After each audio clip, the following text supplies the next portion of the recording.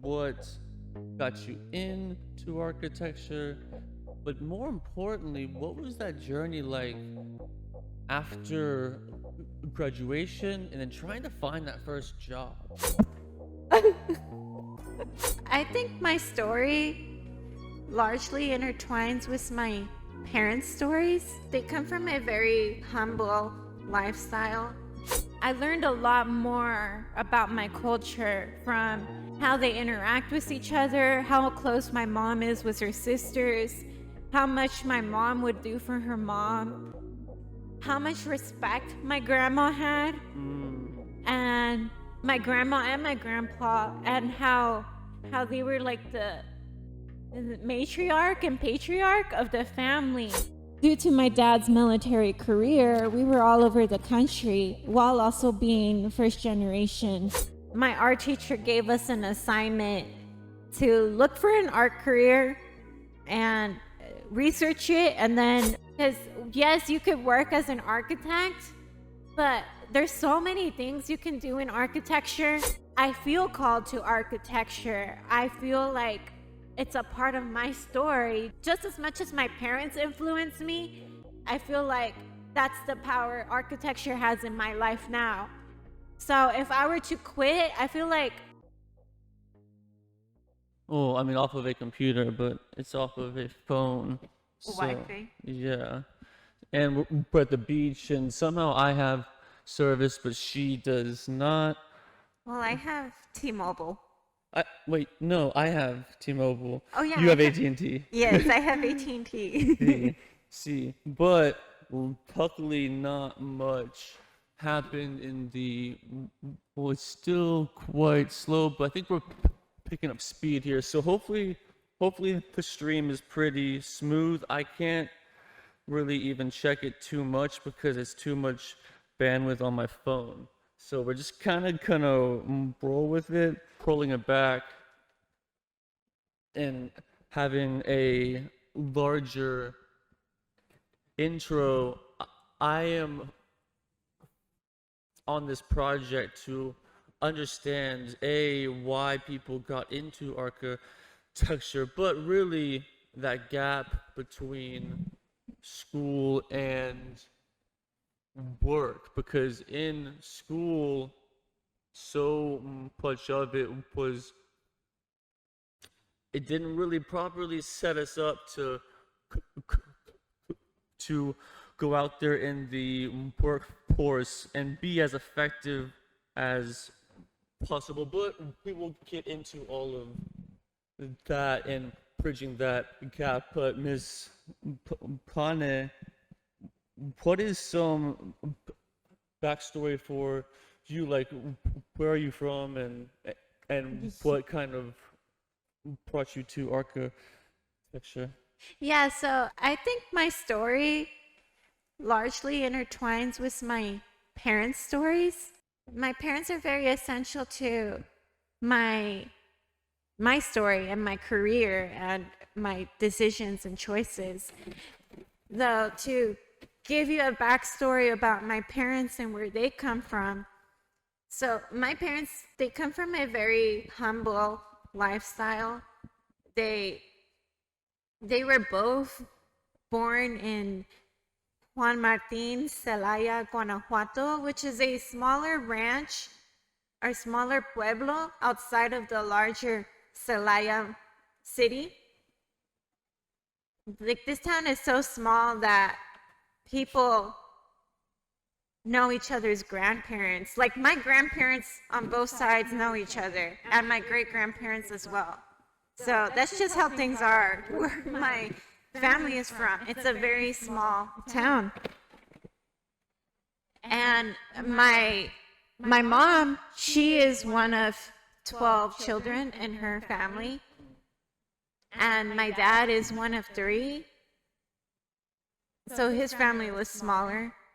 But they both grew up in the same town that didn't have many resources. Kids often didn't even get a high school diploma because education is just not prioritized there. People live off of what is the immediate need and the demand, And over there, the demand is more ranching and cattle and just basic survival needs, but as well as the town does get some resources from people within the town.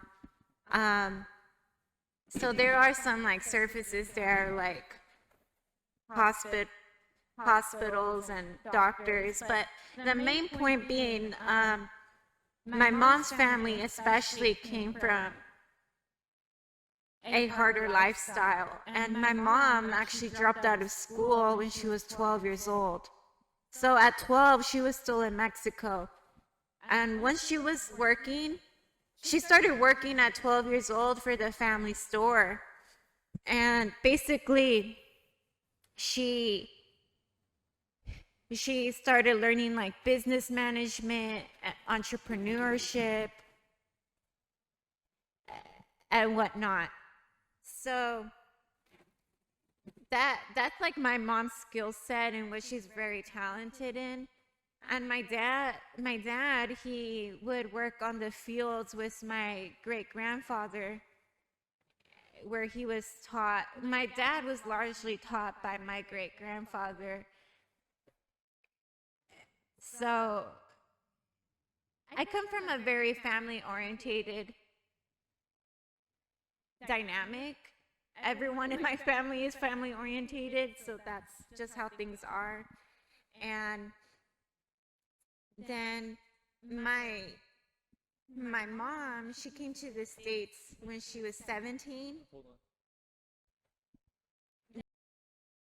I was getting to the part where my parents came to the States. So my parents came to Dallas, Texas at different times, but that's both where they ended up. And my dad was 14 when he came to Dallas.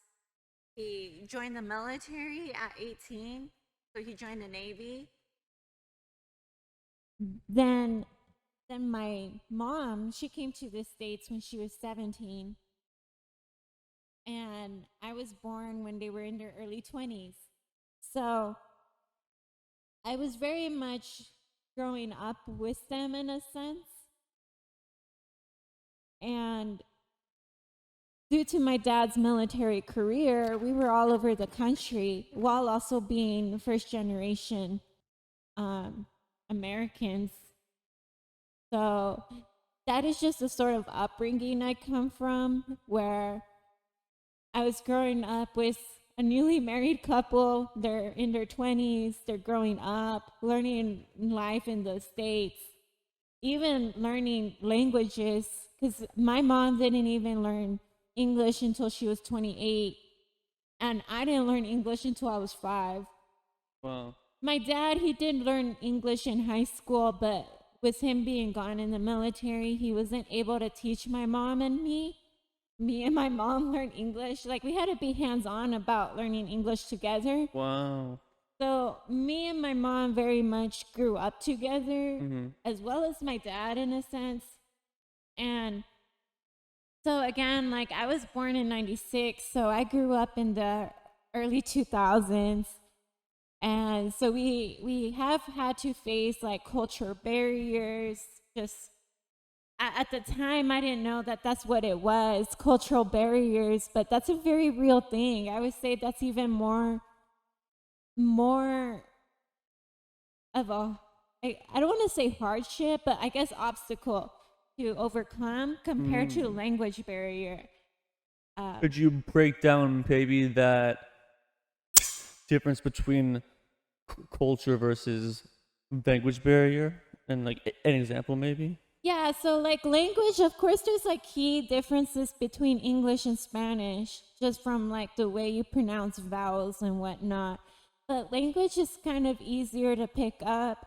I mean, I was 5 when I learned English, so I definitely had an easier time probably compared to if I was learning this as an adult.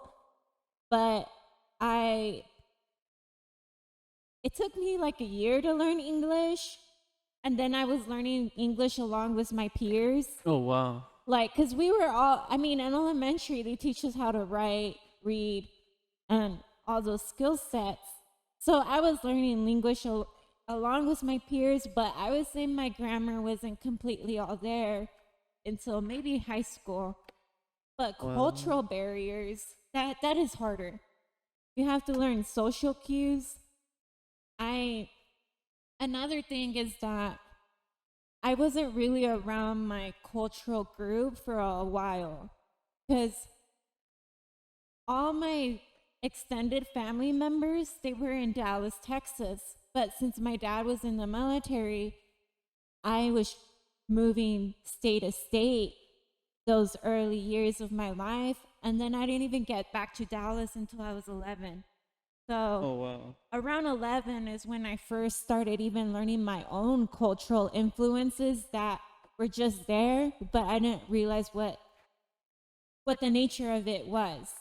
Because I, of course, got cultural influence from my mom, but just my mom, and I didn't see the similarities between her and other people until I saw her with her sisters, her brothers. Like, Mm. that's when I started learning more about what my family is like. And that wasn't until what age? 11. 11. So basically, until 11, the main or only cultural influence for the parents. Yeah, my parents, my peers at school, just like the military life, because Yeah. like in the military, it is very diverse.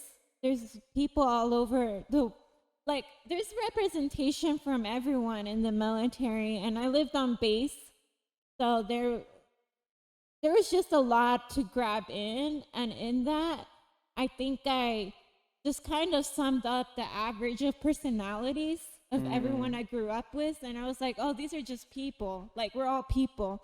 But I didn't really understand the specifics of my own cultural identity or my cultural like nature that's just Mm. in me that I just didn't realize how to differentiate it between me and say Filipino culture because I happen to be a lot friends with a lot of Filipinos growing up.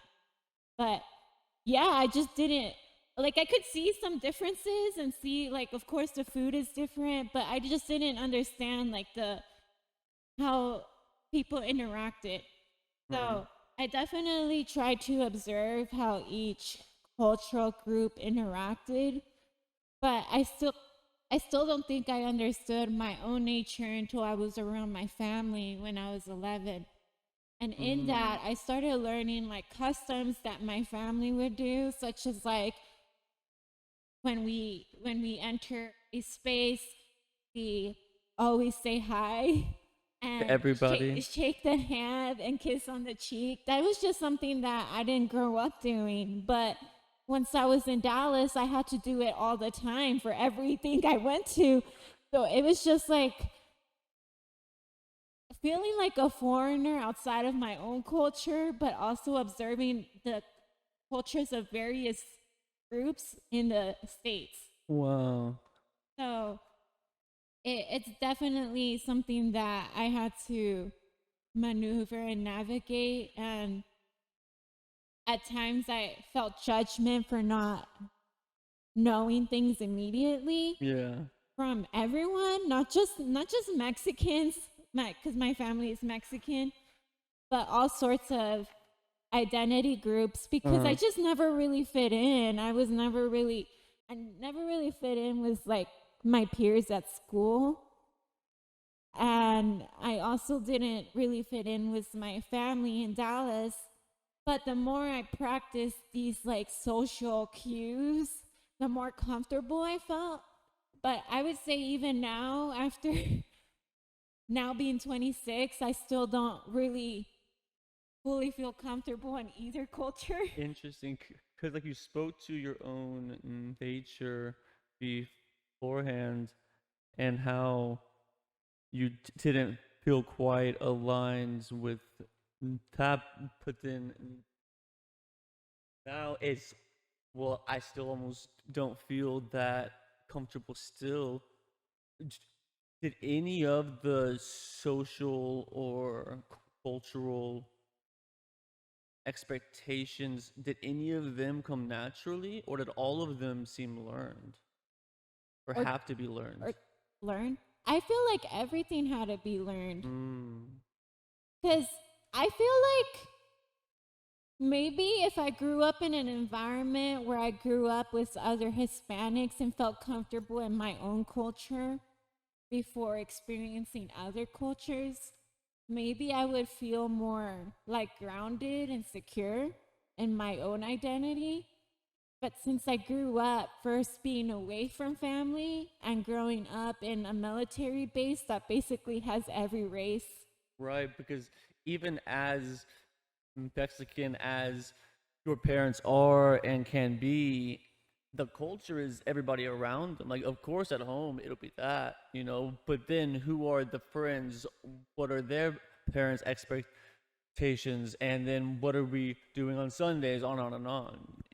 That's very interesting. Yeah, my life cuz I guess the timeline of where I've lived, I was born in Virginia around like 2 years old. I moved to Chicago.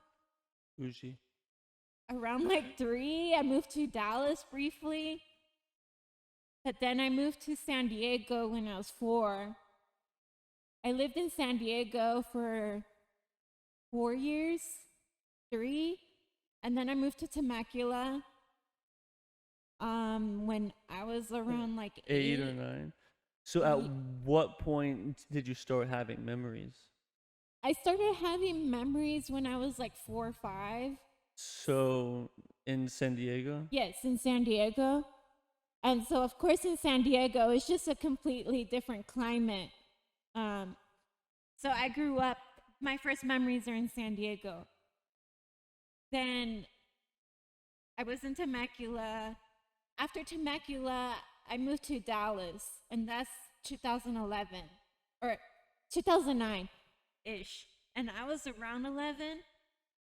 And Dallas tends to be that like home port for my family first because my extended family's in Dallas, but my extended family's in Dallas,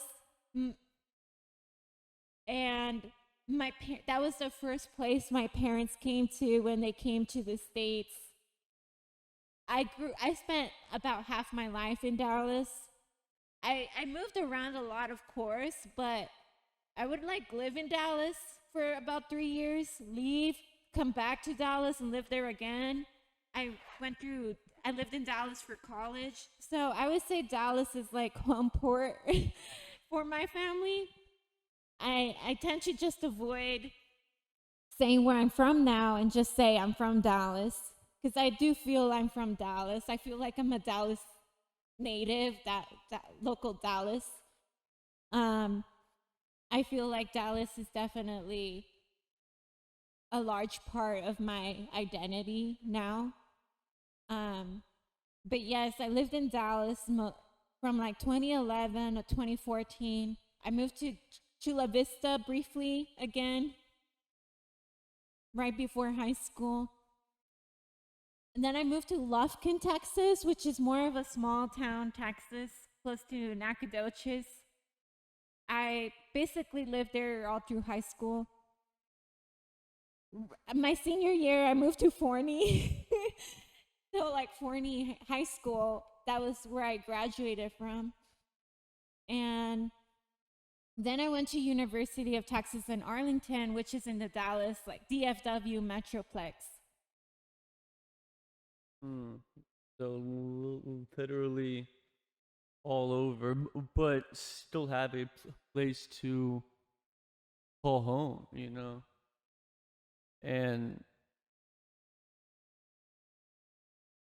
that almost fractionated culture, or that kind of having to piece and peel it, because yes, the military kind of has its culture, but it's kind of the culture of loneliness and like make do with what you have around you. But even like you are able to make friends and you are surrounded by people, but you're only with them a few years at a time.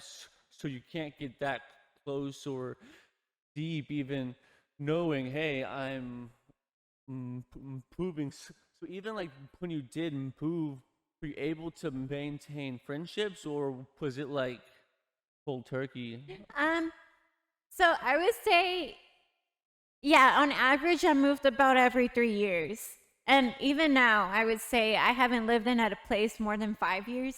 Mm, So I'm 26 now. So you could just imagine how much I moved. right. But yes, before 2009, so before the age of the iPhone, Mm-hmm. I I did have to basically leave friends cold turkey. I have reconnected to some friends over the years from before 2009 due Mm-hmm. to them finding me on Facebook or whatever, or me finding them. But sometimes I don't even remember the names of the friends I had. So I That's that's sad. rarer because I tend to remember the people that left an impact on me. But sometimes, especially when I was 5, I just remember faces. Um, I know I had this friend named her name is Jaslyn, but growing up I thought her name was Jasmine. So Mm. when I would look her up on the internet, I'd be like looking up Jasmine and her last name, which I forgot now, but this whole time that wasn't her name, it was Jaslyn. How could have friends were you then? Yeah, but that was before like the age of the iPhone. After the iPhone, yes, I did try to maintain my friends. It was a lot easier after that, especially with social media and everything. And I know that's even why my mom let me have a MySpace at such a young age. I was like 10 when I created a MySpace, just because she felt that I needed that connection to my former friends, or Mm. like to ease the transition into Dallas. Um, and I would say it did help. And then after that, I just try to keep in contact with my friends. And even today, I still try to keep in contact with friends from all age groups I had, like from all the ages I had growing up. So I try to keep in contact, especially with like some of my middle school friends, high school friends, college, and especially for the wedding we just had, some of my friends from all these age groups were there, including my family. So it was just very special to have them all there in combination because most of my friends don't have any overlap just because of the different cities Right, I had growing up. right. Oh, so I just noticed that it is angled, but like behind us. But other than that, it's all going pretty smoothly, me and more. So we are at upbringing to friendships. So I don't want to pin in on these cruel differences in the upbringing and like and the way you explained it, it was basically from being raised around military people, which kind of equates to basic white culture. Try and keep it about halfway up, and but then moving to Texas and spending a bulk of time there and really in that culture, like what were the starkest differences?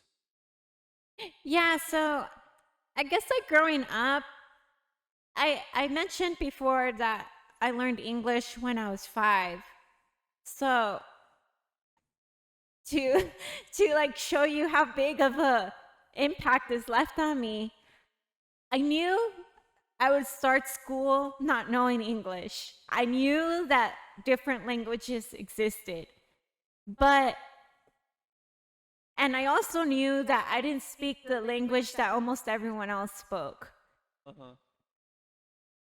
But I guess I just didn't realize or like notice like what was going to happen. My parents were preparing me, telling me, "Hey, you're starting school soon. Um, you're going to learn English there." Things like that. But my parents didn't teach me English themselves until I was in school. And growing up in this military base, yeah, it's like everyone there is a different race. They're they're pretty much all military family. So a lot of them had more traditional values at the time. This is also early 2000s. So I mean, the benefit that the military did have is like the military in a way is family orientated. So that aligned with my Mexican cultural climate in a way. So we fit in with the military family, and starting out, especially when I didn't know English yet, I became friends with other Hispanic military families, and our families would gather together before and after school. We would do sports together. Eventually, I started becoming friends with people in other cultural groups, but I still feel like I didn't understand my culture, and it wasn't until I was 11. And when I was 11, it was completely different. Going from soul family, because we were like a one family far away from everyone in California.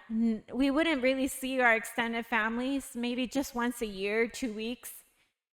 And I know my cousins were very excited to see me every time they saw me. But I just didn't realize the value of their presence in my life until they were there daily.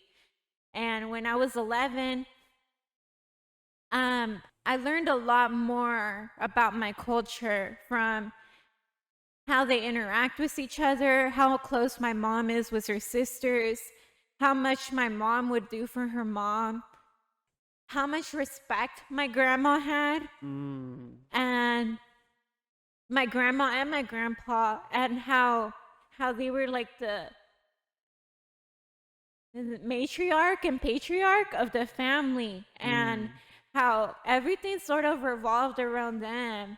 And even though like in this time period when I moved to Dallas around 2009. So at that point my extended family had been in Dallas about 10-20 years. So they were still progressing in the States. And when I moved there, they had humble homes in Garland, close to my grandma's home. Literally, all these families were like down the street from my grandma. Oh, really? And then they would gather together every Saturday. Like, it doesn't even matter for what. It could be a birthday party, it could be a baptism, it could be like whoever's birthday. And there's like 50 cousins. So There's always a. there was always a party every Saturday. And then on top of that, I saw my extended family was not just close to each other, but there was other families from the same town my family is from in Mexico. So Juan Martin. Other families from Juan Martin also went to Dallas. And we'd be invited to those parties as well. Oh, wow. So not only just my extended family that's like first cousins, first aunt, but also beyond that. And there was like this kind of larger group from Juan Martin that they would be like having quinceañeras and invite my extended family. So I saw that there was like this connection between kind of like last names. So like my family, my mom's family is Flores, and then my dad's family is Chiquito. And the Chiquitos and Flores were both in Dallas, but there are also some in Salinas, California. I have some Chiquito family in Las Vegas. But for the most part, it's like those areas like California, maybe Nevada some, and Texas. And I have like family in Dallas and Houston. So I started noticing, like, of course, my family was super close, the Flores, but they were like one piece of the bigger story of Juan Martin, and we still have those connections. So seeing not only how close my extended family was to each other, but also seeing how close they are to other groups from the same town, that they probably at one point were families. So it just was like it just felt like very comforting to me to know, like, this is where I come from, and see how close family is and how important it is, because literally these people would do anything for each other. Right. Like we were always together, and we were a large group, we weren't a small group. And so I really loved growing up in that culture. And then I went to visit Mexico a couple times growing up, as well as my tia Josefina. So she's my grandma's sister. She lived with us growing up in California. So I got some cultural background from my tia, as well as my mom and dad. But I just didn't understand like the depth of it until I moved to Dallas and got to know my family, but also visited Mexico. Because once visiting Mexico, I was able to like piece together the stories I have heard, not only from my mom and her family, but also from extended family members, and really see the setting of their stories. And then I went to Juan Martin a couple times. I went a couple times when I was in middle school. I went quite a bit in high school. And I got to feel really connected to my parents' hometown. I like to call it the motherland, because I'm the first generation not there. I don't know how long my family has been in that pueblo, but it's been at least 100 years, maybe even 200. So to me, it's just crazy to think about the fact that I'm the first generation not there, and then I have all these very dramatic differences between my ancestors and my lifestyle today. Right. Even like this dramatic difference between my parents and I. Right. And it's a big splits. So in being that first generation, did you feel that pressure to perform? Yes, so I felt the pressure in the sense that, so when I was 5, something my parents instilled in me was to be better than the generation before me. My parents told me that their job as parents was to give me more than what they had. And then they also told me, yes, it's our job to give you more than what we had, but it's your job to give your kids more than what you had. So that value really had an impact on me, because I saw that my parents did take that value seriously. My parents came from a very hard lifestyle, and in this lifestyle, they grew up in basically poverty, especially my mom. They would tell me stories about how growing up they would play with rocks because their parents wouldn't buy them toys. Wow. My mom would tell me she'd get like 1 pair of shoes a year, and that was even with working the family store. Wow. My mom would tell me how it was such a big deal when she did her 6th grade graduation. I mean, on top of that, that was the only graduation she had because she dropped out after 6th grade. Mm. But 6th grade was a big deal for her because she got her first dress, like she got a dress that year as a reward, and that was like her only dress of the year on top of the only nice shoes she had for the year. So, and Or then she would, graduation. yeah, and then she would reuse these items for other special occasions or events that happen around the Of town. course, you only get one a year. It's like have to make sure it stays nice. Yeah, yeah. So my parents did take it seriously to provide for me a better lifestyle than they had, and I saw that they left their country, and then they left their country and also their families, because mom and dad, they both kind of left their families in Dallas, and then they were out in the country by themselves. So I saw the sacrifices they were making so that I could have a better lifestyle. Right. And on top of that, my dad told me that he joined the military so that he could pass down certain benefits like the GI Bill down to his kids.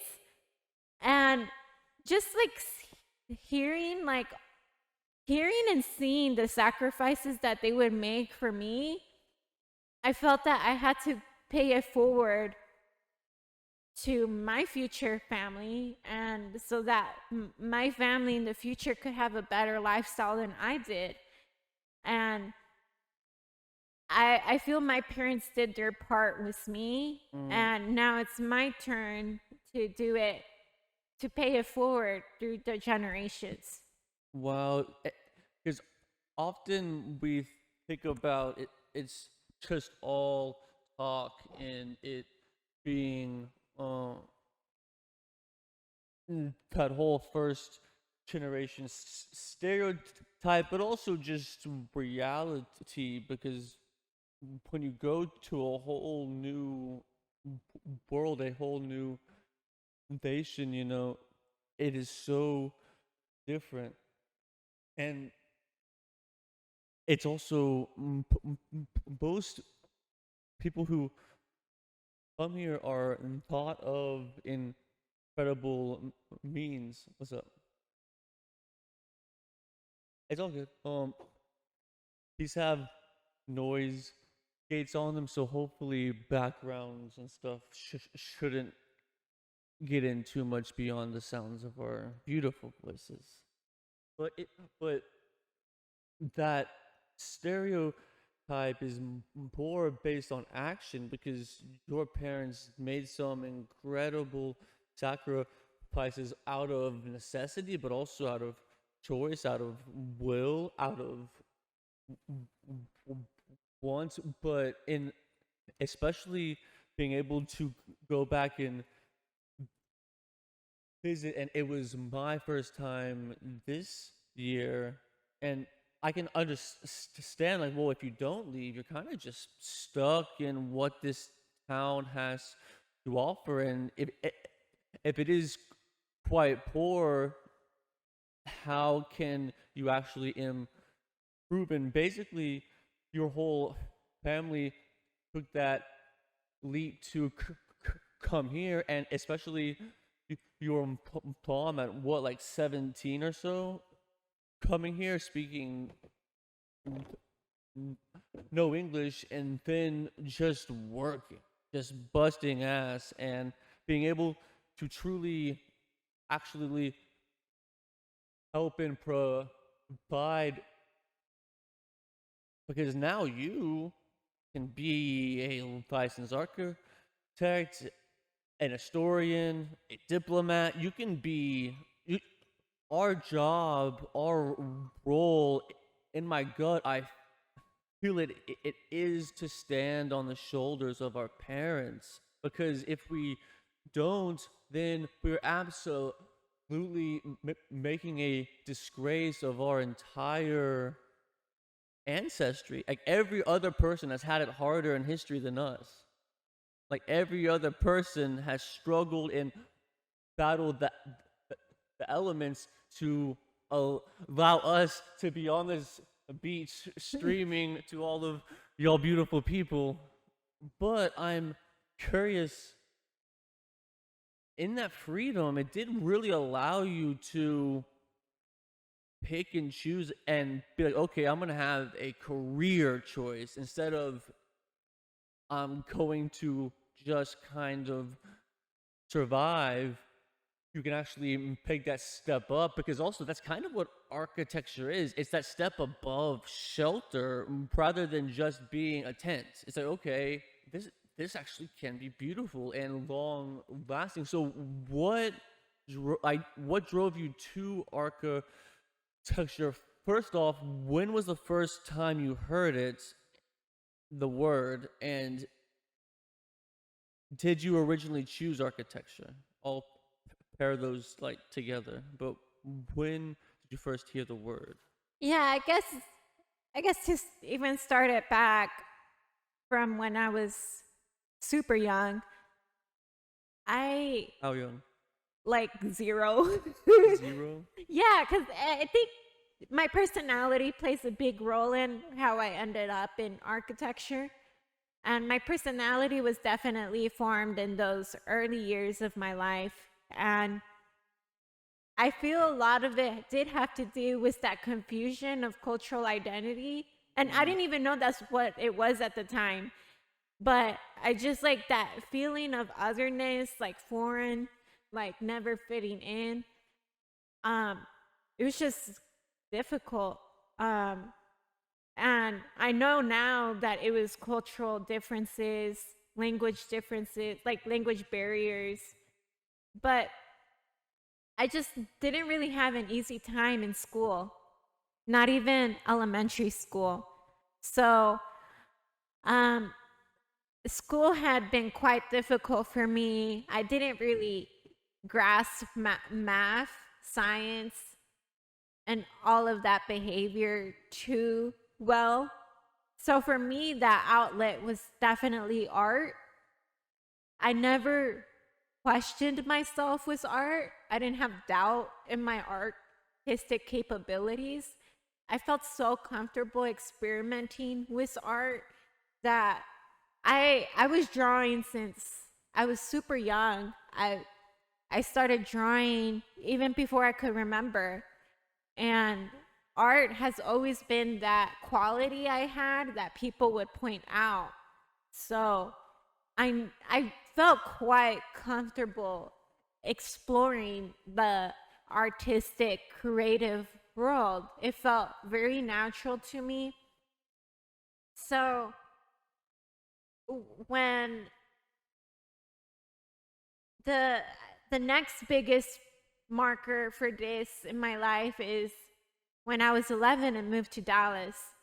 So before I moved to Dallas, my dad, so my parents and we lost our home in the recession in California. So we had to leave and we moved to Texas where my mom's family is.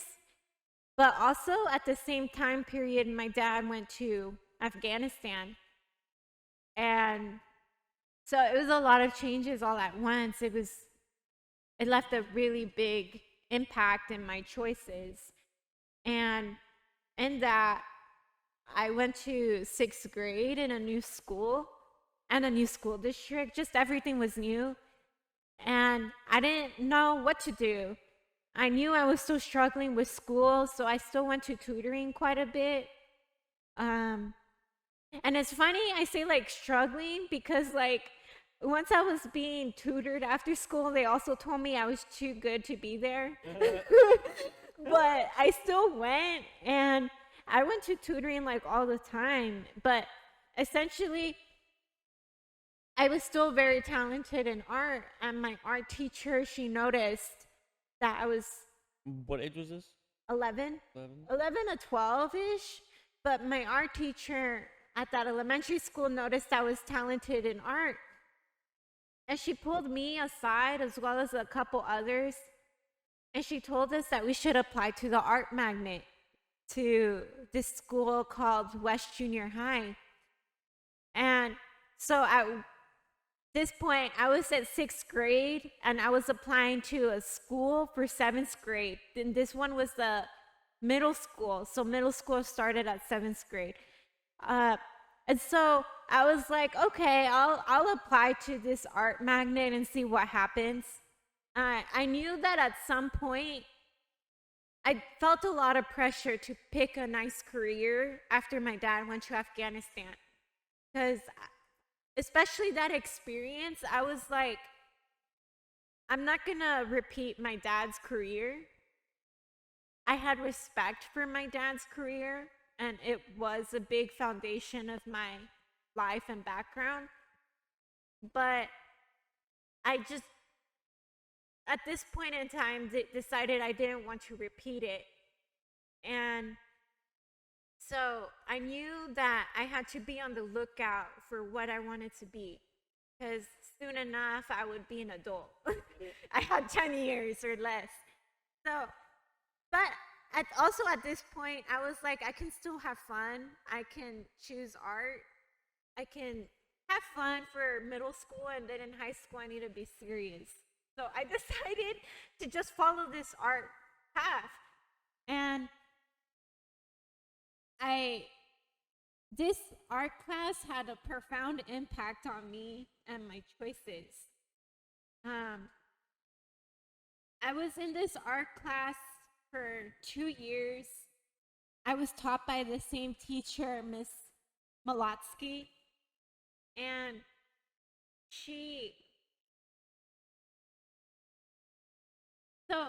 what especially left a big impact was being around other creative people. So this was the first time I was like in a studio environment. I just felt so happy being in her classroom.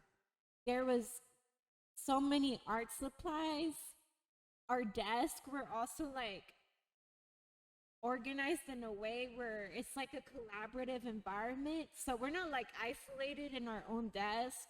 It was very much like a community. And on top of that, she would take us on field trips. Like one time she took us to a field trip just to North Park Mall in Dallas, but she gave us this questionnaire for things to look at in the mall. Like what? She would like tell us to look at the sculptures in North Park, look at the color choices in the hallways, like tell us to look at the spaces. Right. Like literally, like I think she even told us to go to the store Anthropology and point out how it smells, the material on the floor and ceiling. So she was That's so cool. definitely like highlighting and pointing out things that I didn't notice before. And it's all about the senses too. Like, what do you see, smell, feel? Yes, it was so. It was one of my favorite classes ever. Even now, after going through college, I love that art. I loved that art class. I loved my teacher. I loved the people in my classes and how I felt in that environment. So, at one point, she also took us to downtown Dallas, and in this field trip, she told us to point out things that we noticed about the city, even just like walking distances, buildings. She told us to look at this bank and look at the ornamentation on the exterior. So it was a lot of exposure to things I didn't know about, and like the impact that art has on the world. So, because at this point I had thought that before this class, I thought art was basically just visualization and paintings and what you would see in a museum. I didn't realize it's literally even the museum itself. I didn't notice it was like the buildings. I didn't notice it was even the material choices. Like, I don't know what I thought. I thought maybe it just fell out of thin air. But like, now I notice that even every detail is intentional by someone. Right. And often we think, oh, this street's here, so it's always been here. It should be here, right? but that street is maybe even like 100 years old. Like most streets in America aren't even that old, and everything around us except this ocean, everything else is down to a person, at least one deciding, but often it's a long chain of people from decision to action. Even so, we have these posts in front of us. To even put these posts in the ground, people had to vote, and people had to pay, and people had to bid, and people had to draw it out, and people had to calculate it, and people had to install it. And like, how many companies is that? And then so how expensive also is just putting in a post when we just need a post. But I digress. So with the art, at what age did that start? Because was that art class your first introduction to art at 11, or did you feel like called to it prior? Yeah, I had art in my life since forever. It was the only subject I felt comfortable in. In this environment, like I said, I struggled with other subjects, and art was really the only one I felt comfortable in. So, art was definitely in my life before this art class. Um, yes.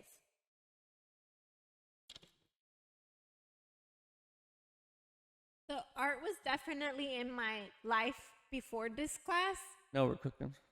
but I just didn't really I guess I didn't know the practicalities or like how you can practice art in the real world. Um, so that art class is what taught me how to use art, and it also taught me art is not just visual. It's not just canvases on a museum. Right, its smell and spaces and light, and then the color and feeling of everything. And so, at what point was there that transition into architecture? Was it a smooth one, a natural one, or was it more roundabout? Or Yeah, so what happened in this art class was that at one point my art teacher gave us an assignment. And this assignment was to look up careers in art and then give a presentation of it to our peers. And we are back. Just a little bit of technical difficulties here, but it looks like we are back. The whole point of this stream is to understand what got you into architecture, but more importantly, what was that journey like after graduation and then trying to find that first job? Because that path for myself and everyone around me, it was a complete unknown, and there was not much guidance. If you had a group of friends, then that could help, but really there was minimal prep for it, which we'll pour hammer on later. But when did you use architecture? Were you always planning on it, and did it feel natural? Yeah, so I'm not sure if this was included in the past broadcast, but I had stated that my art teacher gave us an assignment to look for an art career and research it, and then do a presentation to give an overview of that career path to our peers. And so in that's when I was actually introduced to interior design, which interior design is more like interior At the time, I thought it was more like interior decorating. So when I was in middle school, the topic I researched, it was more along the lines of interior decorating instead of interior design. But along that research, I did stumble upon the word architecture. And it was definitely something I was interested in. And I just put that in the back of my mind. It wasn't until I was 14 14, that I decided to continue on that architecture path. The reason I chose architecture was kind of an accident, but I had randomly moved.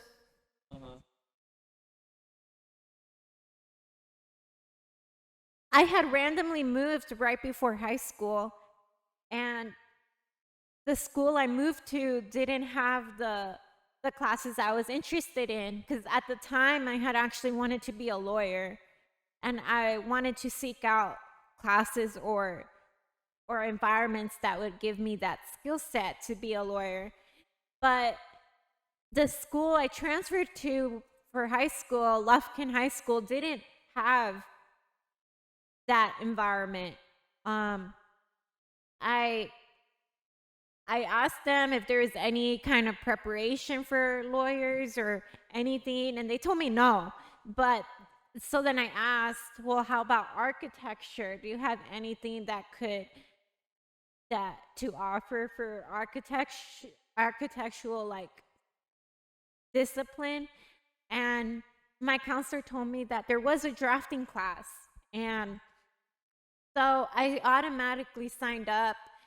I started it kind of disappointed, not being able to take classes in law, but because the school I was enrolled to previously that I had planned did have lawyer classes. They had a law magnet. So I was looking forward to that, and then it unexpectedly had to change. And so in Lufkin High School, I took drafting classes all 3 years that I was there. I took it about every semester, and I was taught by the same teacher, Mr. Foley, the whole time. So he taught me AutoCAD, and Mr. Foley himself, he wasn't an architect. He just taught drafting. And he hasn't even worked professionally in a firm or anything. So he taught us what he knew, but he wasn't an architect by nature, or he wasn't even a former architect. So Mr. Foley, I think, was still like the perfect teacher for me. He actually came from a background of military. He worked for he went to the Vietnam War, so he was an older guy, but he went to the Vietnam War.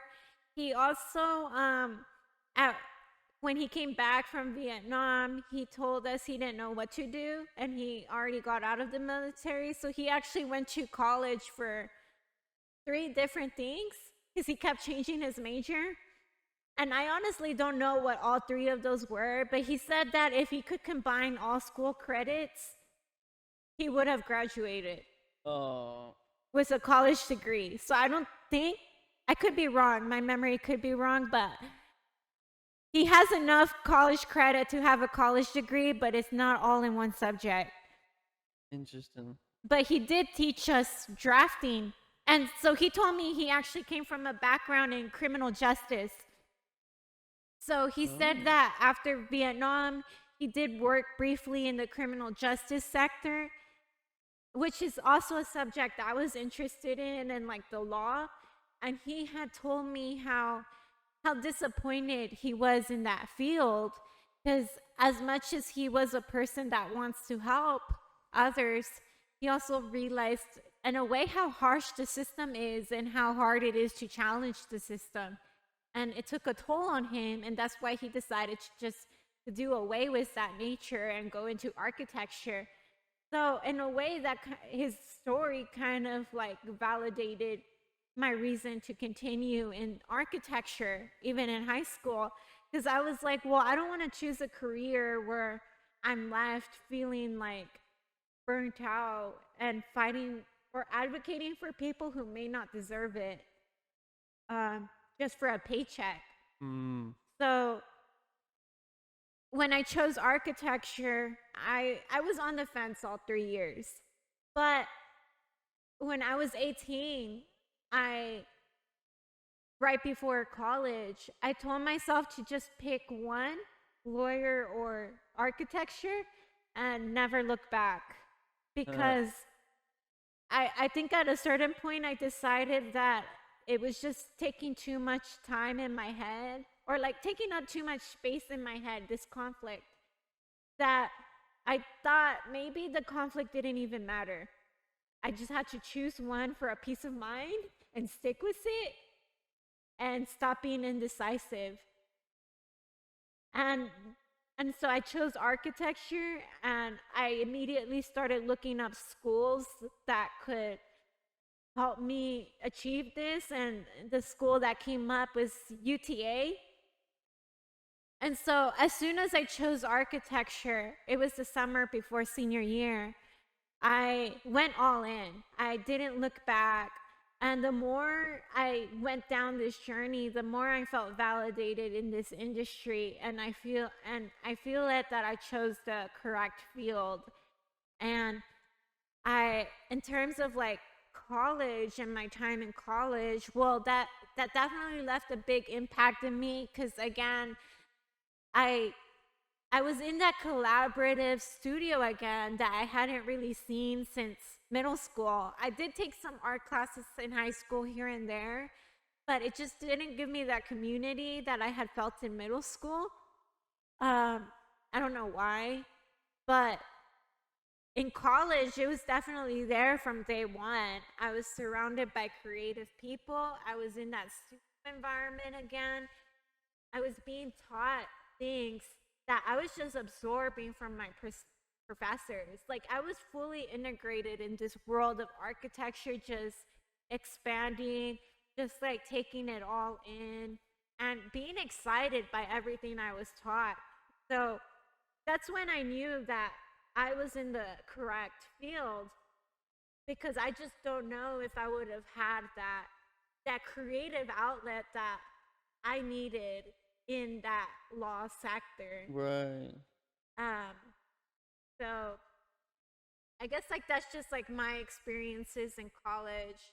I would say there was some difficult times in college. It wasn't just smooth sailing. Because architecture school is like a beast of its own. It definitely taught me a lot. Not just about, it taught me a lot about people and how they operate. It taught me a lot about my own cultural values.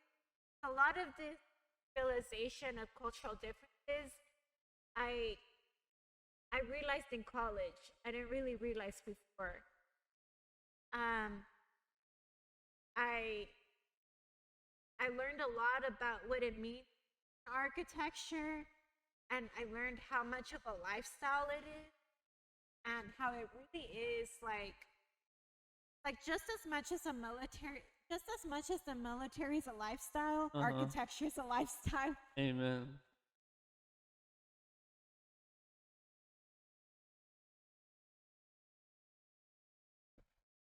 And I felt that I was committed to be in this world. Oh.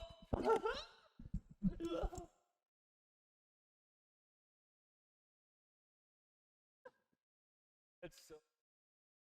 It would happen to you.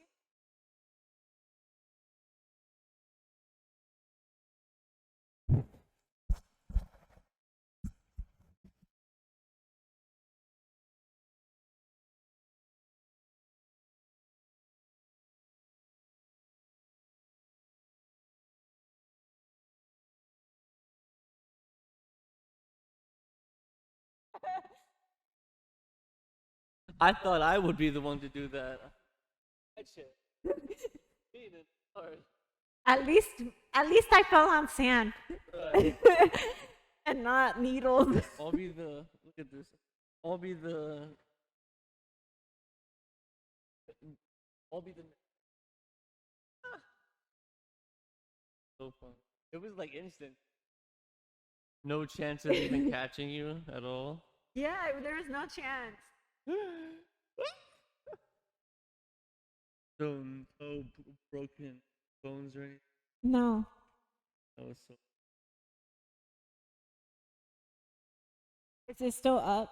Yeah, it's still up. I don't think it happened yet. I don't know, but we can keep on. I hope it's smooth on the street. Hard to tell. My phone. Seems we have enough pushes.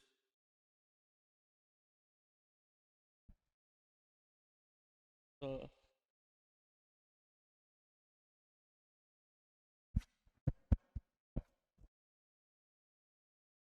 entonces, Bane, what were your big takeaways from the school in abstract? How did you grow? How did I grow? Yeah. Um,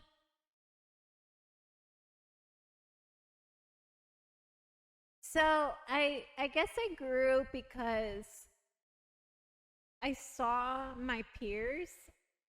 I feel like I learned from my classmates a lot. I just like watched and observed because in architecture, it is a lot about feedback.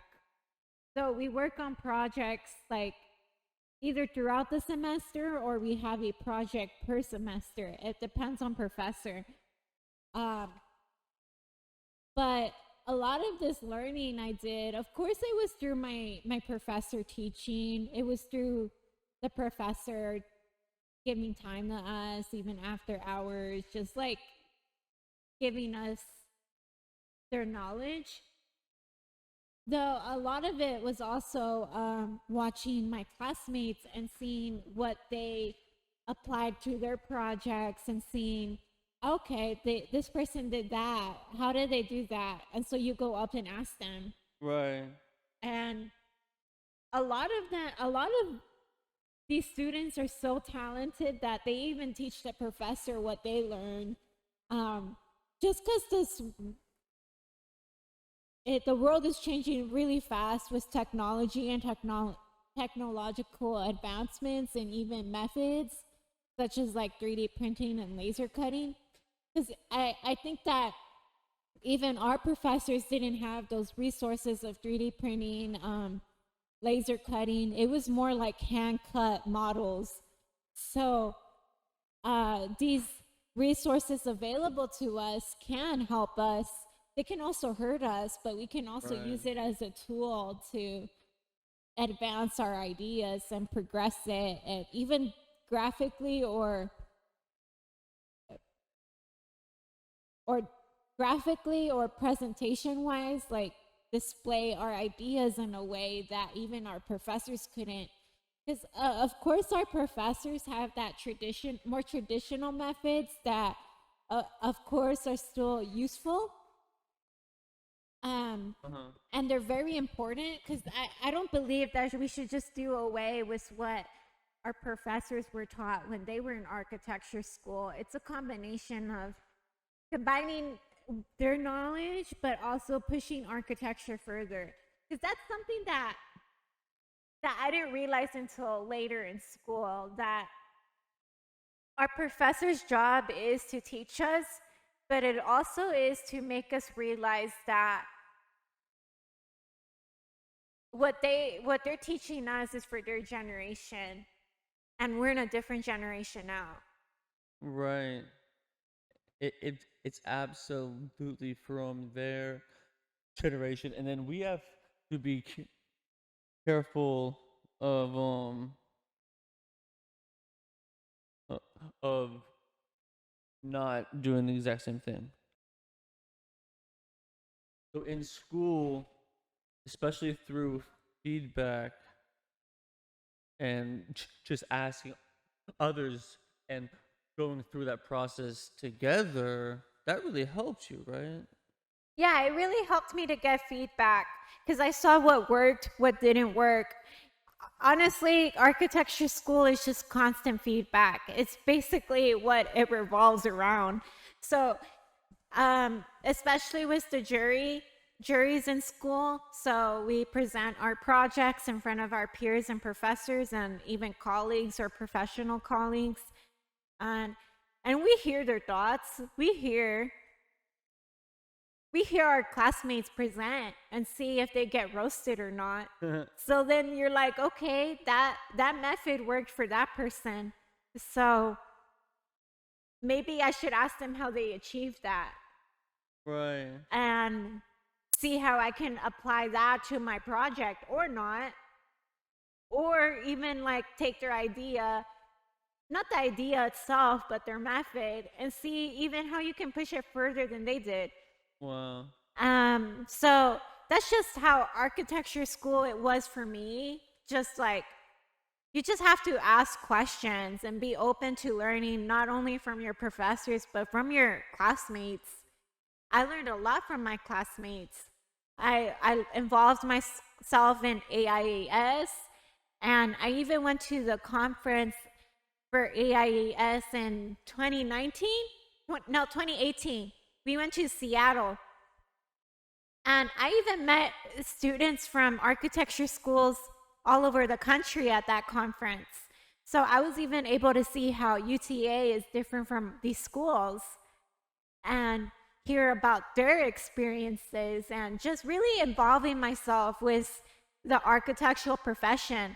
And even now in my job, I work with people who went to school at SciArc and went to school in other places. So SciArc, USC, some in youth school, some even come from out of state, like New Mexico.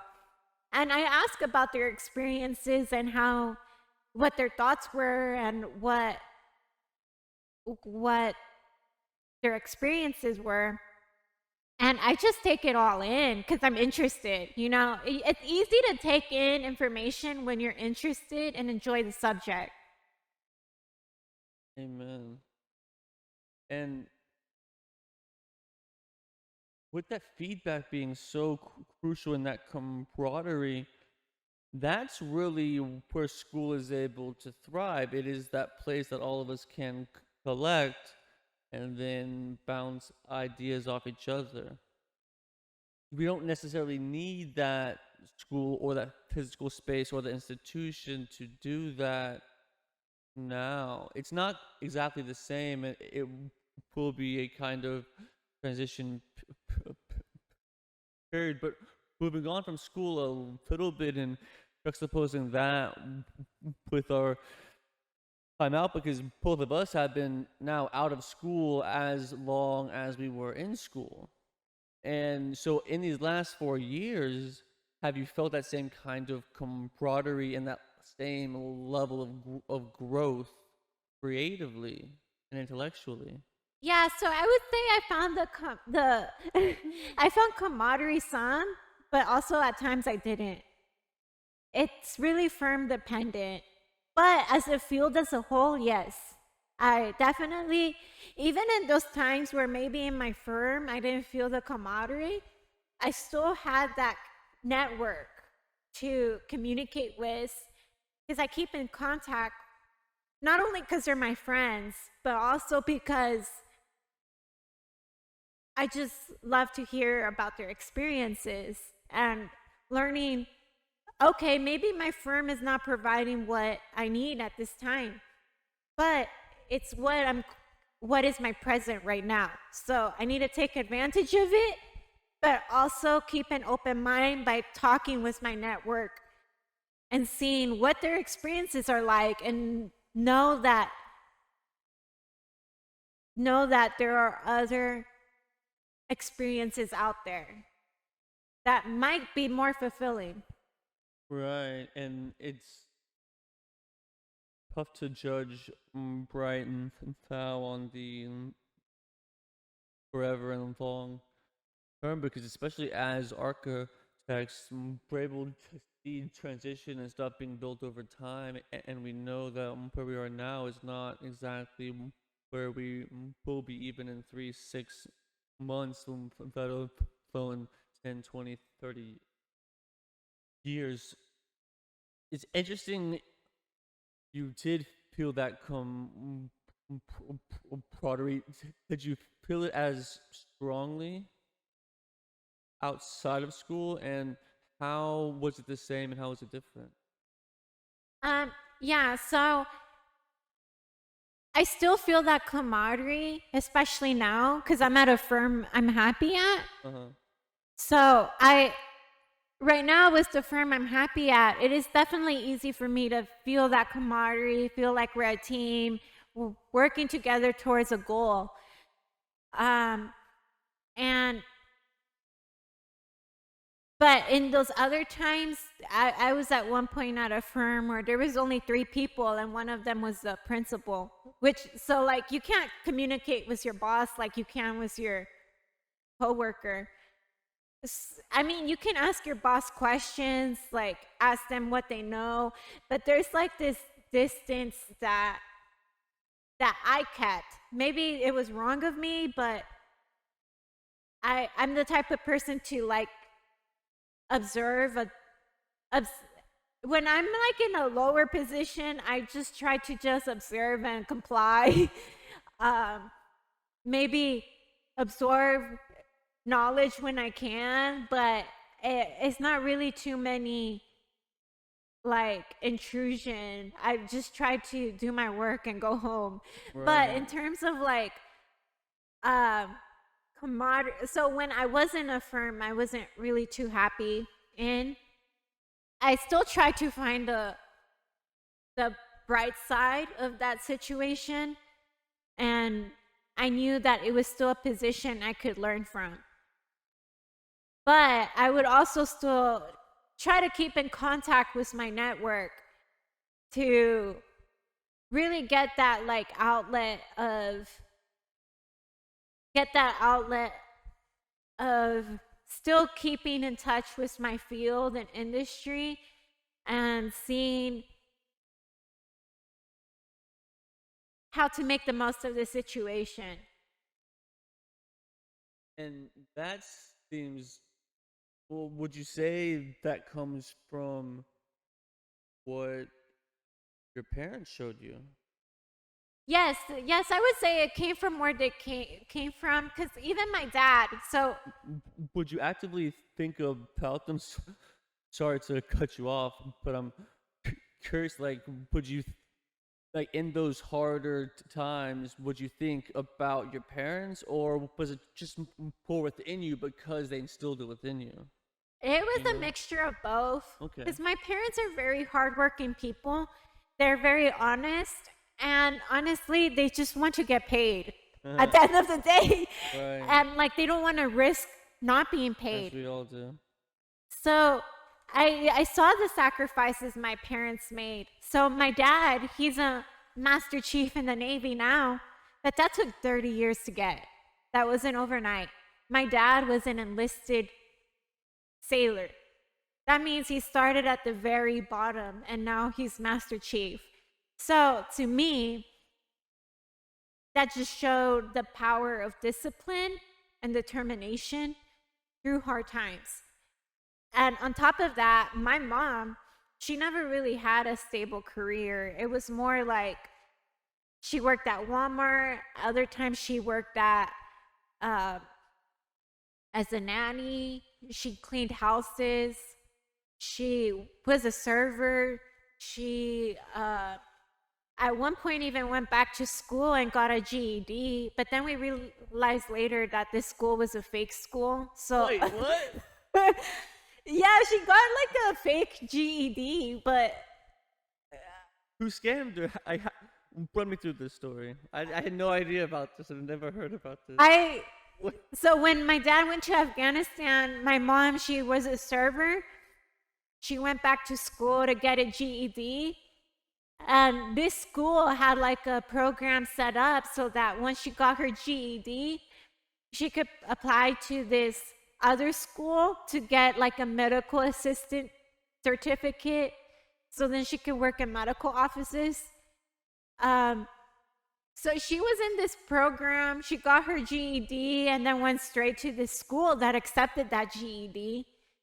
But I honestly don't know how that worked. And my mom, she did this program for like a year to 2 years, got her GED, got her certificate.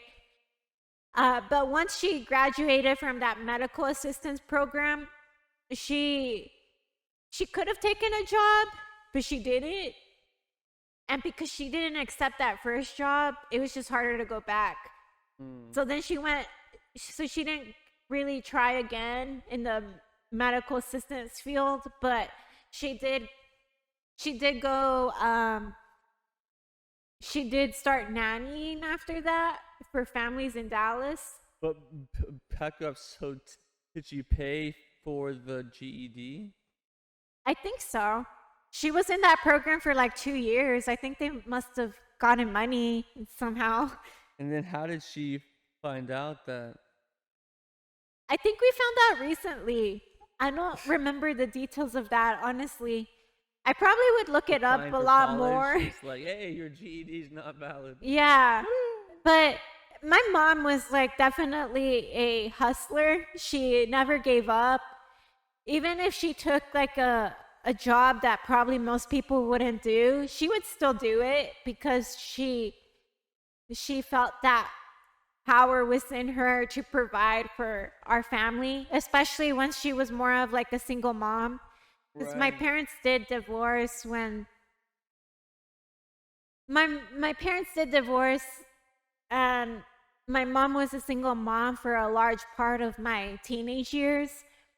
So, but both my parents inspired me, and seeing how my dad, he's Master Chief now, but he at one point was, and he's been in the military for like 10 years, but at one point he wasn't getting promoted for like 5 to 8 years. So he had the same rank for 5 to 8 years before he got promoted. Bro. And he didn't drop out, he didn't quit, he kept going. And if he would have gotten disappointed then, he wouldn't have gotten this Master Chief rank he has now. Right, and just those brilliant, resilient examples with your mom and dad. It's just like, how can you not, like,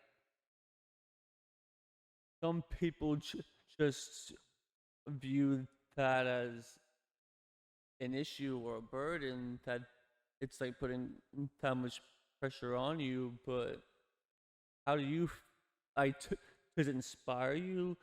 Does it Yeah. feel so it's more of an inspiration than Yeah, so oppression? I mean, basic oppression isn't but yeah, so basically I saw their discipline and resilience and grit.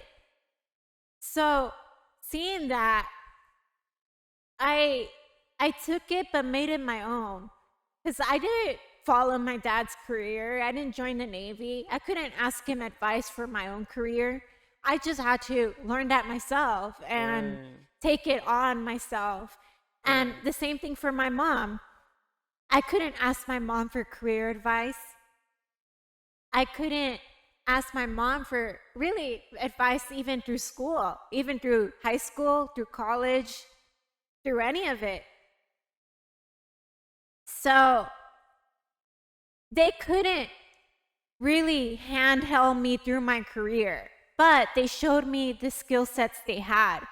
And so I learned the power of like not quitting through hard times, but also like what gives me reassurance is like I understand if people quit because they realize it's not for them.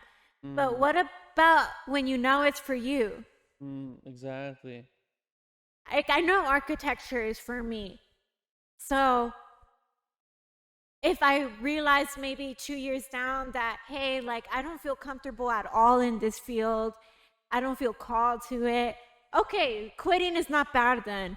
But this is different.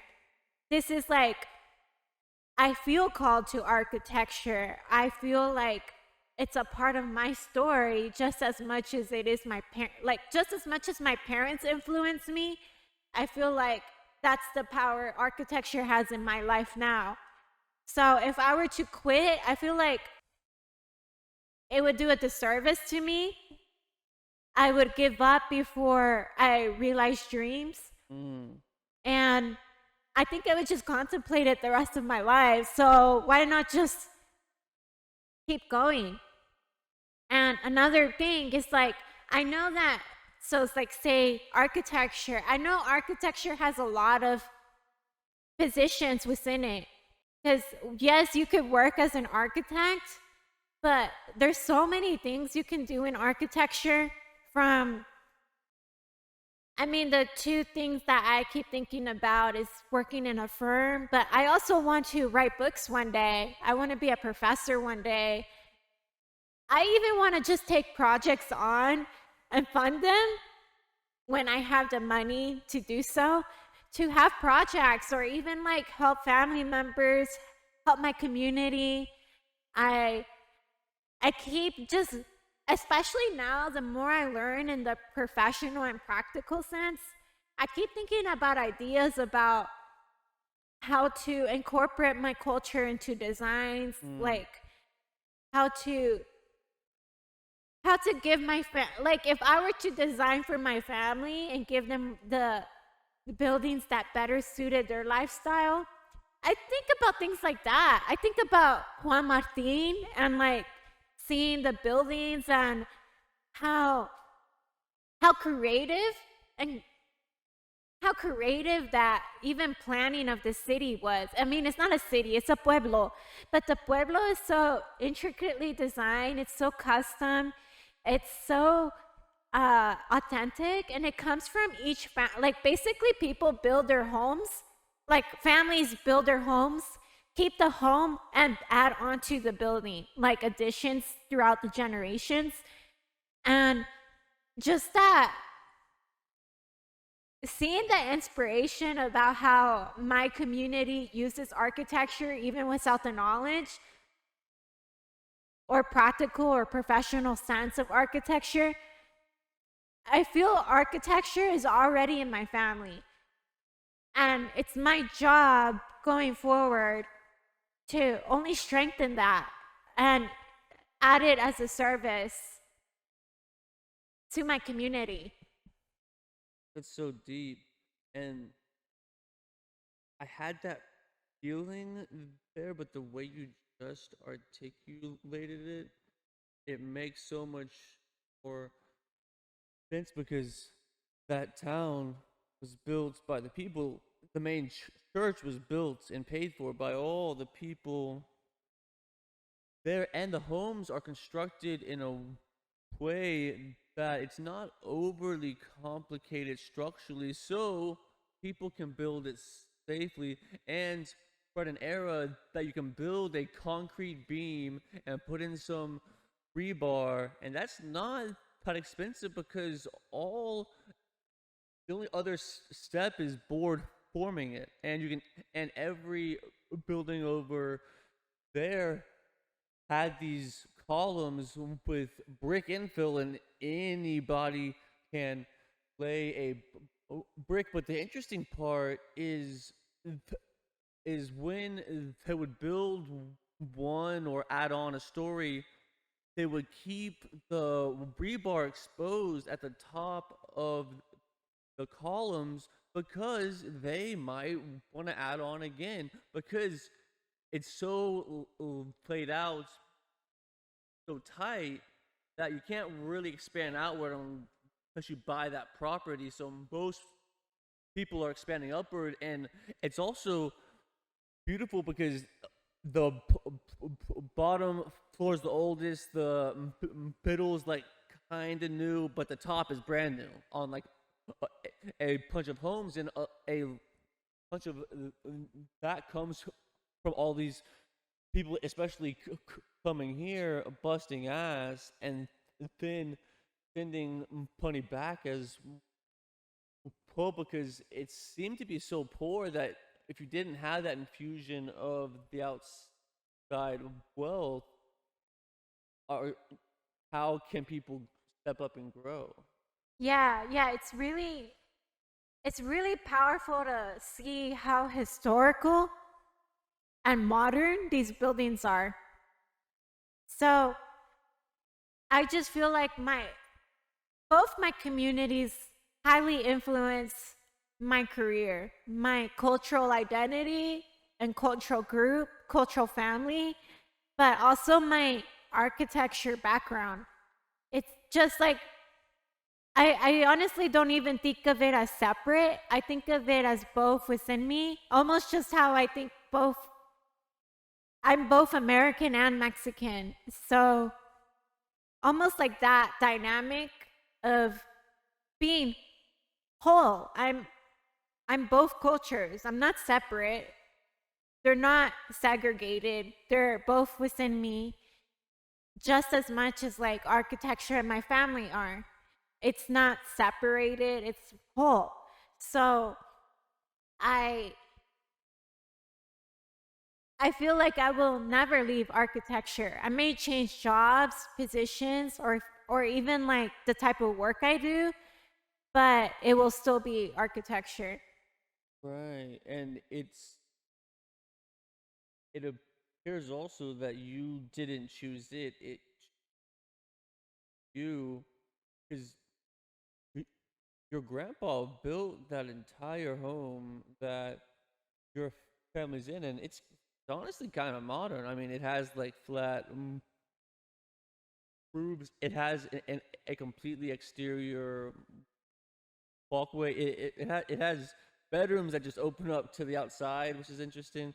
So just a thought of more practical applications because it's like no, we don't need a hallway. It just cover it, and then you can just go in and it and especially seeing that going back, growing up, but also in that collective unconscious, especially from your short cultural memory, especially as a family. And so that appears to be a pretty strong and inspiring backstory to really put you on that trajectory of architecture.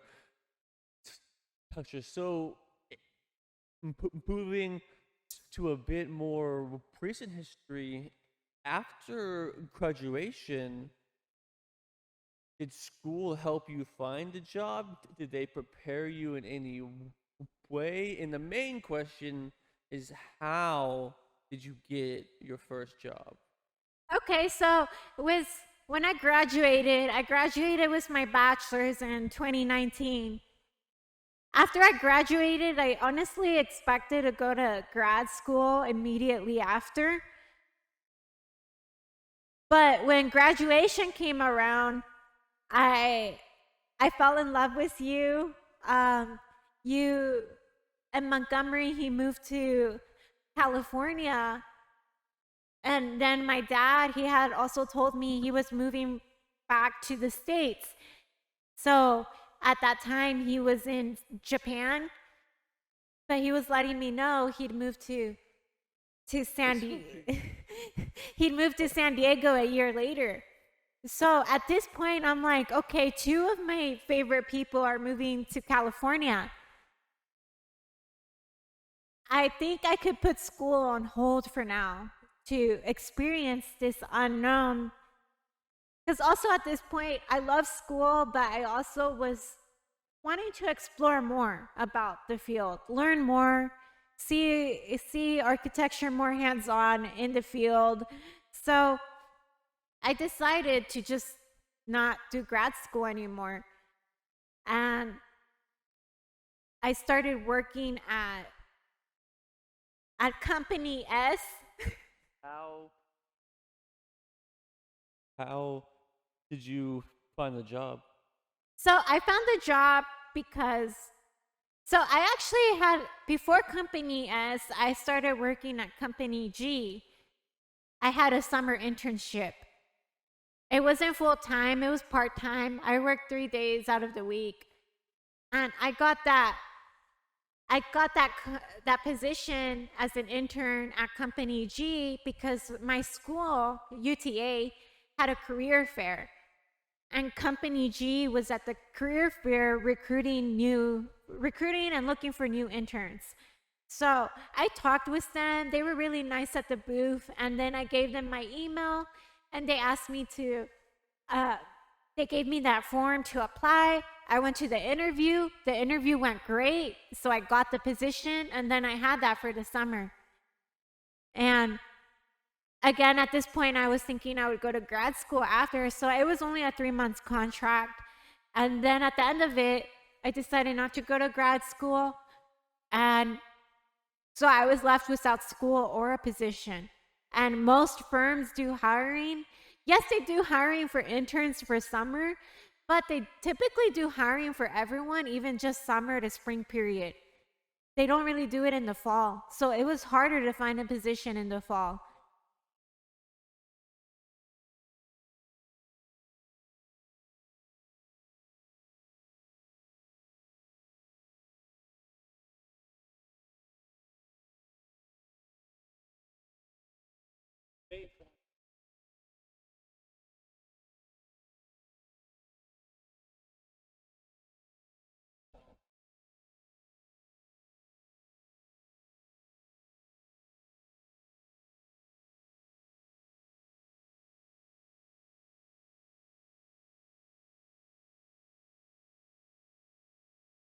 Yeah, um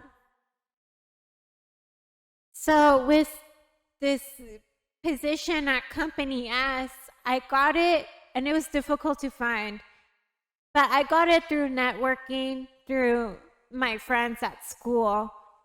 I had been, so after I left Company G and after I decided to leave grad school, I had found that it was difficult to get a position without a master's degree in taxes. Because these firms kind of want you to be closer to licensure than farther away. So I basically had nothing under my belt other than a bachelor's degree. So it was getting quite difficult, but I started networking. I started using my resources. I was talking to professors. I was getting feedback from professors on my resume and portfolio. I was talking to other professionals to get feedback from my portfolio and resume as well.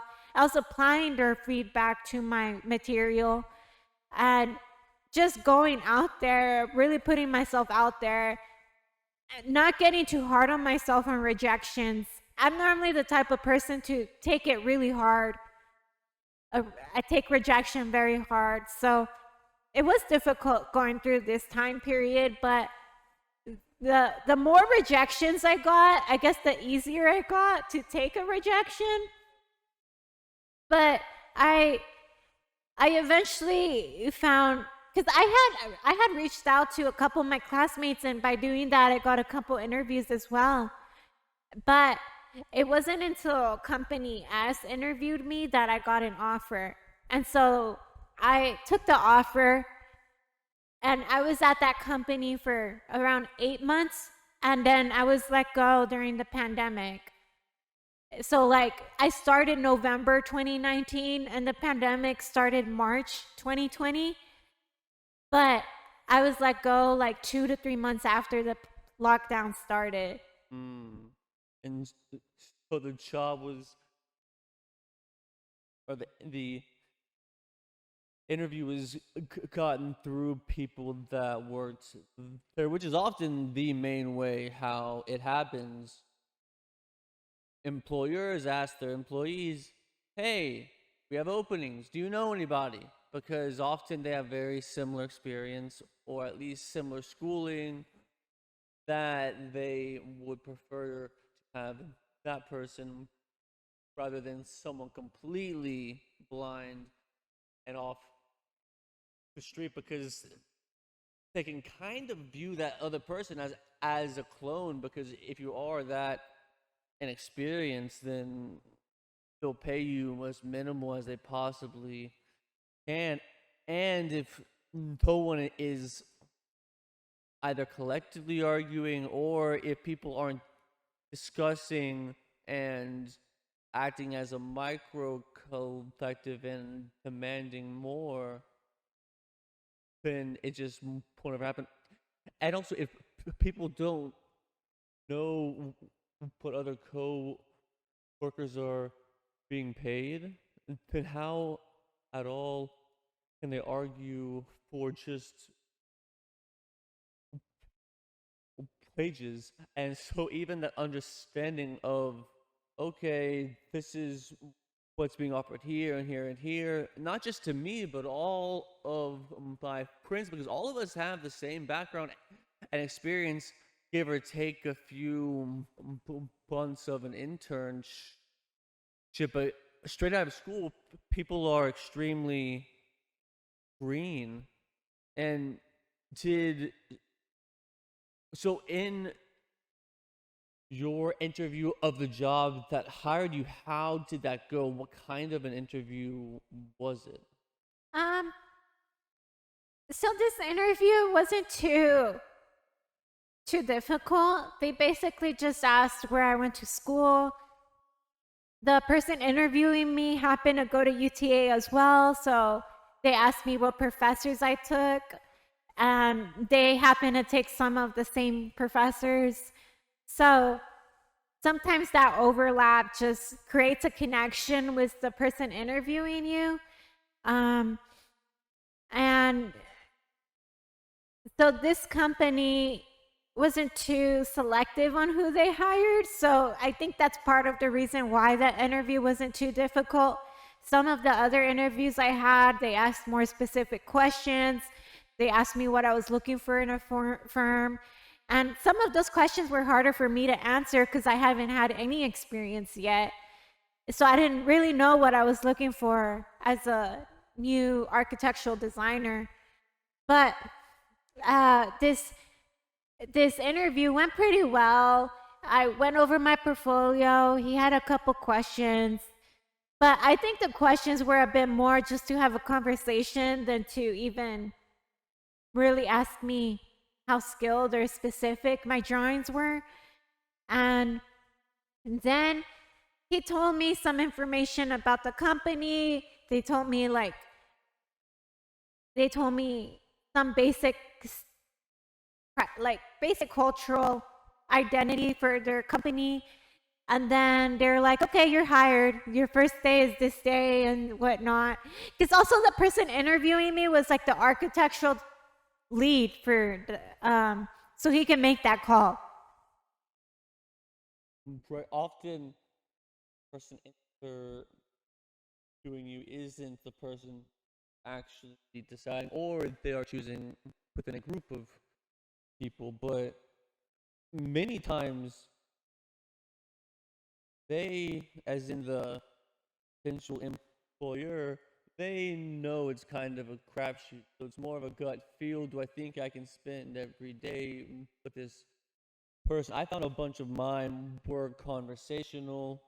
Some are more portfolio heavy, but they put your presentation skills kind of to the test. Others are a bunch of questions, about asking like work procedure from permitting to dealing with consultants, on and on. Did you have to show any work or any portfolio? No, it's just my portfolio because I didn't really have any. I brought some work with me. But did they have you go through the portfolio in totality? They just kind of skimmed through it. But yeah, they went through I brought my portfolio and they went through every page, but it was more like going through a book. Okay. Like it wasn't like scanning each page, talking about each page. It was almost like he was looking at like 10 pages and then he caught something that caught his eye and asked me a question. Then he went through pages again. It was like kind of awkward, huh? I mean, no, because that kind of happened to me in other interviews as well. Yeah, Oh, see, never had a printout, and having the printout can help them have that more hands-on because knowing what I know now and how we operate, I would have definitely had a printout, but I was like cheap on the actually printing it out, you know. Yeah. But I found without the printout, I had to talk a lot, or I had to present. But that's like a pretty good hack of, hey, here is my portfolio. Look at my work, because our job is essentially purveyors of graphic information. I feel like My dad's favorite quote of our job. That's all we do. So hand them something graphically 2D because, sorry to cut you off, but our job is to hand another person this drawing for them to be able to build it. Unless you want to build it yourself, but then it's on you. But I also feel like as students, we're not really taught to code. So when they look at our student portfolios, they're like, okay, this is just like some artistic idea. right, like, oh, that's cute. Yeah, like, oh, this is some kindergartner work. Right. Like, oh, like, Yeah. aw. Yeah, so I feel like honestly, grad schools look at portfolios more in depth and extensively than any job I interviewed for. What was more expensive? I said that grad schools look at portfolios more extensively than any interview I had. Oh yeah, I was advised, unless it's really good, when you apply to grad school, don't even show any of that work experience because it's typically like an office building, a restaurant, bathroom. It's Yeah. nothing too intellectual. Finding. So, what kind of interview you have? Well, All the interviews I had were all around the same way. okay, interesting. It's just like some firms, like I know one of the firms, so one of the firms I interviewed at, I think they only gave me an interview because they wanted to know why I left my other company, Company G, which I didn't really leave, just the contract ended and I was just an intern. And this other company, they were right below that company. So Company O was right underneath Company G. It was in the same building and they were friends and colleagues. And I applied because I was like, maybe this firm will hire me. My other firm, I was only there as a contract for intern. They weren't really looking for full-time job, like full-time positions. They, so yeah, I did apply again to Company G, and they let me know that they were looking for someone with more experience in Revit and Revit especially, but Company G actually happened to use a lot of AutoCAD, but they wanted to make a transition into Revit, and they wanted someone to help that transition, like hire a person with more experience to help them transition from AutoCAD to Revit. And I just didn't have that capabilities. So when I applied to Company O, they were like, oh, we just really want to hear from you because we see that you work for Company G and they were good friends of ours. So we just want to know what happened there. I think that's really all they wanted to know. Because they ended up like not hiring me and they weren't really interested either. Probably just because of my experience, but they were nice enough to give me feedback on my portfolio and resume. And I guess I'm not sure, but that was one of my interviews. Another of the interviews I had was I had this colleague through AIAS. They already got their master's, so they were working full-time for this firm with some masters, so they didn't need more education. And that interview went well. It went well. They were really interested in me. They just didn't think I had the experience, but they told me to keep in contact with them, and they told me that maybe later on they will, because they said that they really liked my personality, they liked my attitude, so they just thought that maybe I needed some months of training on my own for Revit, and that they would reach out to me later, maybe in the springtime, because this was fall. So they told me to keep in contact, and then later they did offer me a position, but at this point I had already accepted the offer for Company S. And so fast forwarding a little bit. Well, no. stay on Company S, what were your positive takeaways? My positive takeaways from this first position is I learned Revit. They provided me training on the software. So, in school, they really pressured us to use Rhino and maybe some AutoCAD, but beyond that, they didn't really teach me Revit. And I remember at a career fair, one of the firms I was talking to, I wasn't even applying, but I was just talking to them. They were like, "Do you have any Revit experience?" And I was like, "No, my school didn't teach me." And then she kind of like scoffed at me, and she was like, "Then you teach yourself." Some people can be kind of, yeah. She was like, "You need to teach yourself then." Like, Kind of true, but you don't gotta be an asshole. yeah. So I was really happy when Company S provided that training because they gave us like 2 weeks to learn that program, which honestly is probably the most extensive training I've had in any position. Even more than the company now, or are you speaking of just about software? Just about software. Okay. And that's what I needed at the time as a designer because I did use AutoCAD for Company G. And I also realized that when I started working for Company G, that I didn't know AutoCAD as well as I thought I knew it. Because there's just a different way to use it professionally. It's not just using commands. So I learned a lot from Company G on how to use AutoCAD, but then I definitely learned from Company S on how to use Revit. That was the strongest thing I learned from them. But then I also learned how firms operate.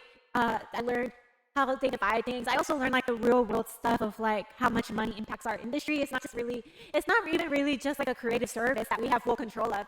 It's like other people pressuring us to just have drawings for them. That business of architecture is something that you not get any kind of exposure to at all in school, because also they don't know it. They just don't, because most of them are just professors unless you find a great school for practicing and they spend that time on talking about profession, and then the profession is so vast that then if they're all speaking about the business, that's kind of where, I mean, even in my own firm, I have to really listen up and force my ear in those discussions just to understand what's happening, because I'm also tremendously interested in that, because money makes the business flow, and what's that business model, how can we expand it, on and on. And so once it is software, and that opens you up to being able to put anywhere, because having AutoCAD and Revit tables, anything else, they won't expect you AutoCAD or Grasshopper, Maya, like any of these funky stuff, unless you want to go and work for Gary or BIM. Yeah, but BIM is more Revit, right? But Like visualization. Right. Then like it depends on the firm also with the training, but also especially if it's a firm, they want you to closer to them as much as possible, and you have to be that balance, and especially balance expectations, because if one is performing stuff outside of that job, that can't actually work. So if the pros for the software, what were some of the cons? Some of the cons are just like upper management, I guess, conflict between individuals. Also just kind of like how they handle the firm. I don't really want to elaborate more than that. Well, no, let's speak more to the job.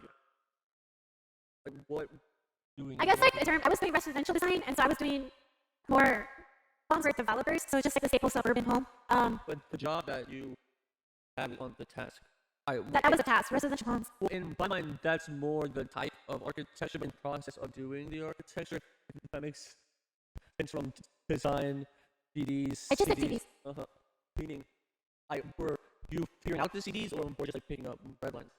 I was figuring out CDs as well as picking up red lines. Okay. And I didn't be creative at all, or intellectually? Not really, because it was developer home, so they already had their design choices, and we just had to do it. What was the most intellectually challenging? I guess it was just challenging figuring out the details of how it's put together, like the house, how it would be installed and assembled. But yeah, that was really it. Well, then beyond the software, what's the greatest thing you learned at that first job? Revit. No, but beyond Revit, are there any other positives, or not really? No, I learned a lot of other positions, I would say. This one was more about the software. I guess also learning how firms operate, how teams operate, how an office is organized, how it is like to work full time. Because how big was that office? It was like 100 to 200 people, but half of it was engineering, the other half was architecture. Oh, wow. And so it was just a big like sea of cubicles? Yeah. Oh wow. Was it an inspiring place to work? From a building standpoint? I mean, it was pretty nice. It was one of the nicest offices I was at. They also had a big break room where they had like paddleboard or I don't know what it's called, like Ping pong. Ping pong. Yeah, paddleboard is funny. Yeah, they had something. They also had activities for the holidays, like Thanksgiving, Christmas, like raffles. Like we literally had a whole day where where we just did activities, like kind of as like a reward. And did you find they were truly rewarding, or was time or not enough? Like, It was rewarding to take a break, but I guess it was also like if you still had deadlines, you still had to do it. So for some people, I guess you could say it was a waste of time. right, like for the most part, that stuff is fun and nice and all, but if it is during work hours, kind of just eats into deadlines because our jobs operate on that next deadline. Yeah. So, the last part I'll focus on job is it is filled with people.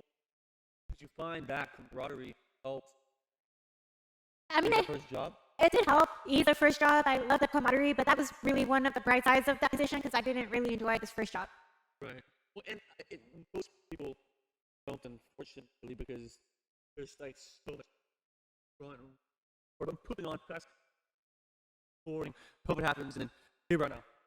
No, I'm joking. Not to get too far, but a fast forwarding will boom in California. How you on that first job out here? So finding the first job out here was also another challenge. It was probably even more challenging than finding my first job. But when I moved out to San Diego, it was really difficult. I moved into San Diego being unemployed, my partner being unemployed, then helping my partner move in with my family, and then both of us being unemployed for quite a while, almost a year. So it was like 8 months. Yeah, well, I mean, you were laid off like March and didn't find a job until January. I was unemployed in May and didn't find an architecture job until the following May. Yeah, so it was almost a year of us being unemployed. So it was really, yeah, architecturally. I mean, even just unemployment in general. Because I was unemployed starting in May 2020. I didn't find another position until January 2021. And even then, it was a call center. And after the call center, I found that position in LA that May, so May 2021. So I literally was out of architecture for an entire year. Are you gone?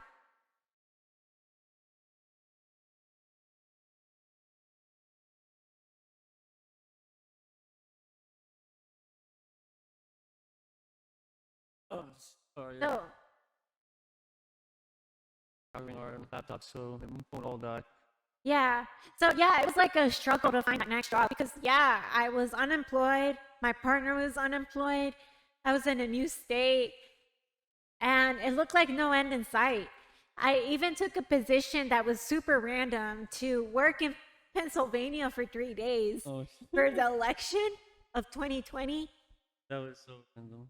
Like, so we were out there campaigning in Allentown, Pennsylvania for 3 days. No, pack it up. She sees a posting on Facebook about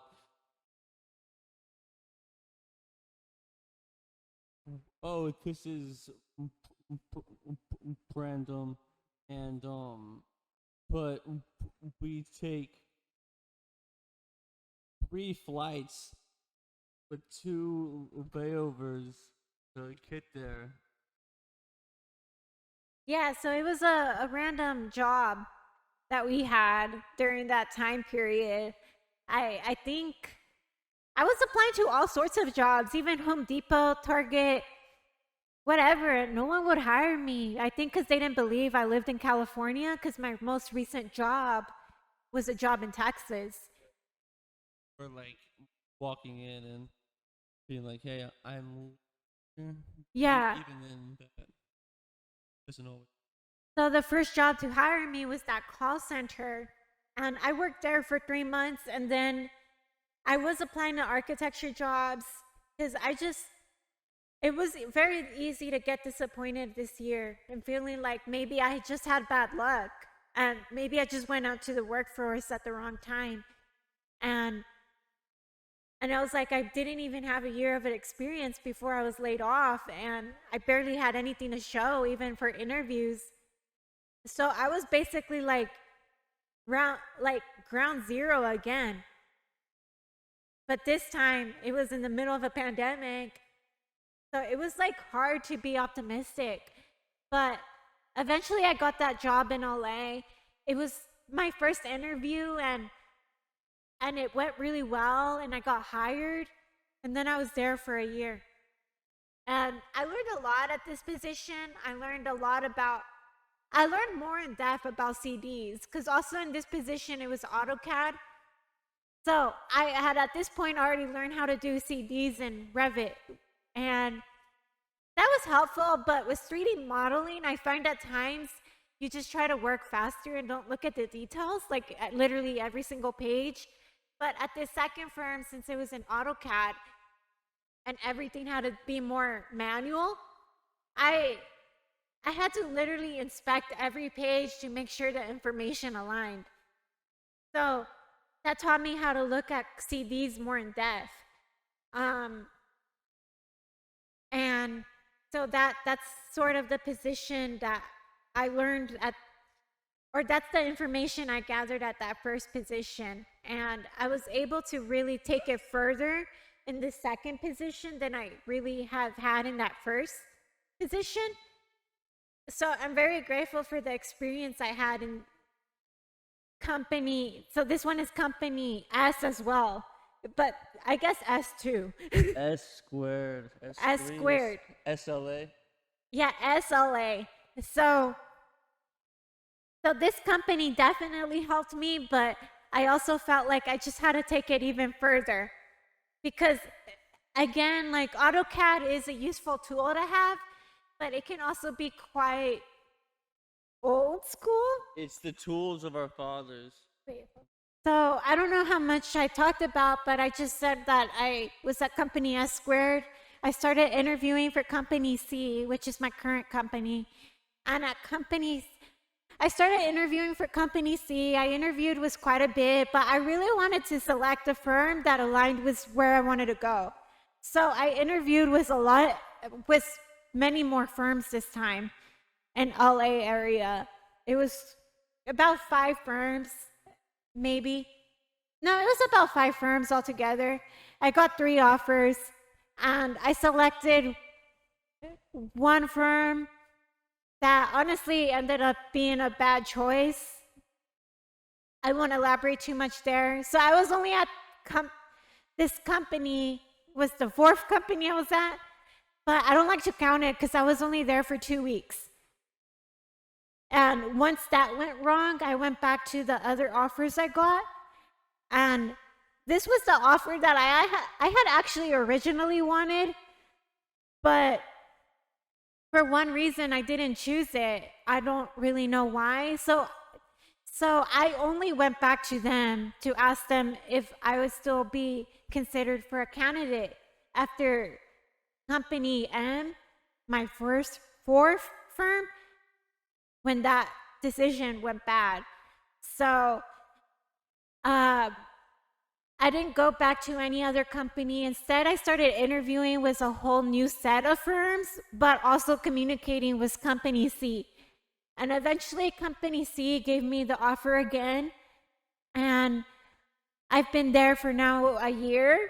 And it's the company that I feel the most happiest with because I feel like I've been able to just combine the overall knowledge I have from the detail-orientated information I gathered at S squared to the Revit program I learned at company S, and combining that knowledge into this Revit program that right now is the staple in our industry and also the most modern platform aside from some of these funky platforms like Rhino, 3ds Max, Maya, SolidWorks. All of those programs are great, but Revit is really like the most modern program.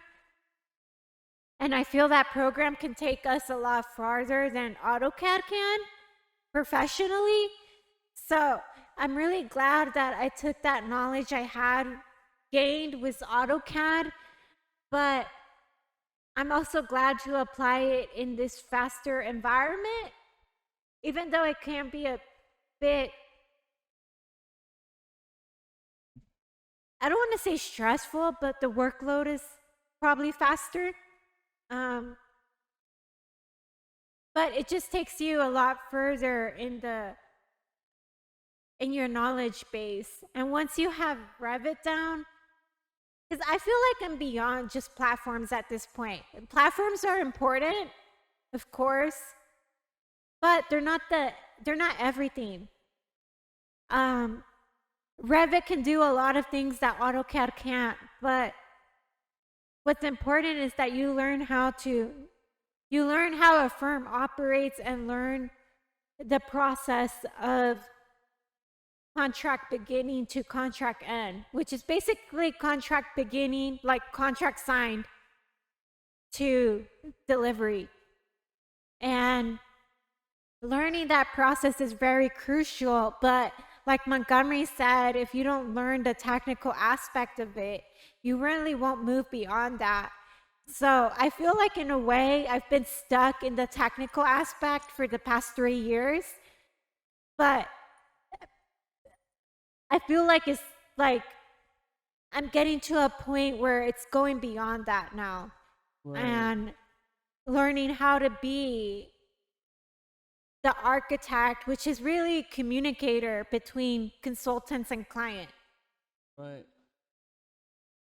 Could you spell out that process from contract to opening?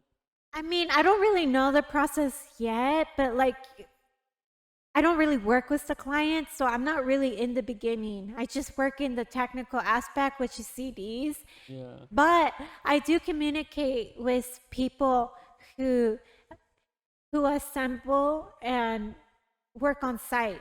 So learning some of that communication on the CDs and after has helped me, but also seeing some of my other coworkers work in the beginning has helped me, because I'm very happy with the firm I'm at because it's very open and engaging, and everyone just wants to work together to, because I feel like when a team works together, they go a lot further.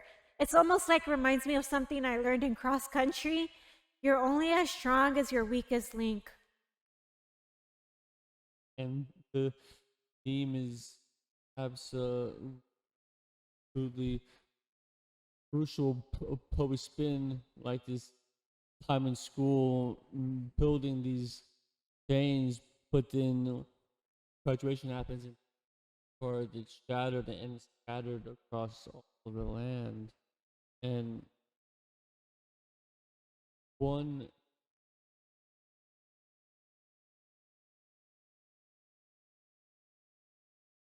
back to me saying that I have linked on my question.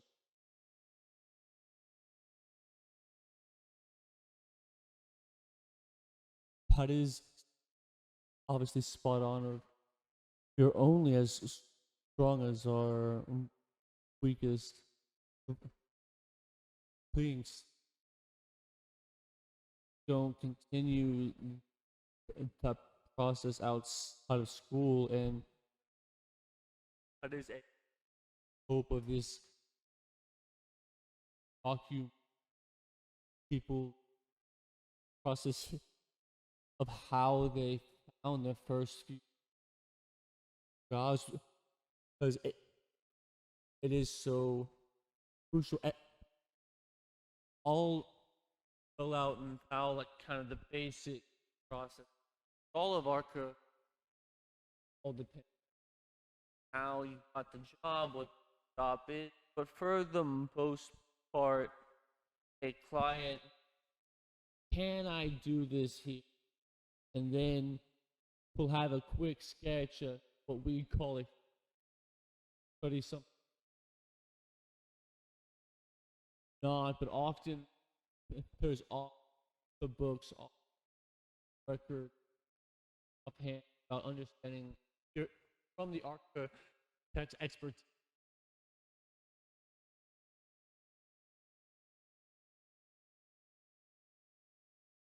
But our bosses, they are asked, hey, what can we hear? And that is established design off science.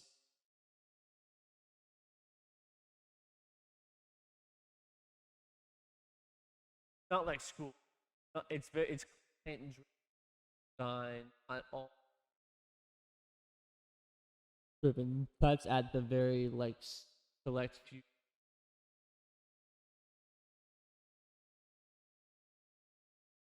design and always tied to, and all that's predicated on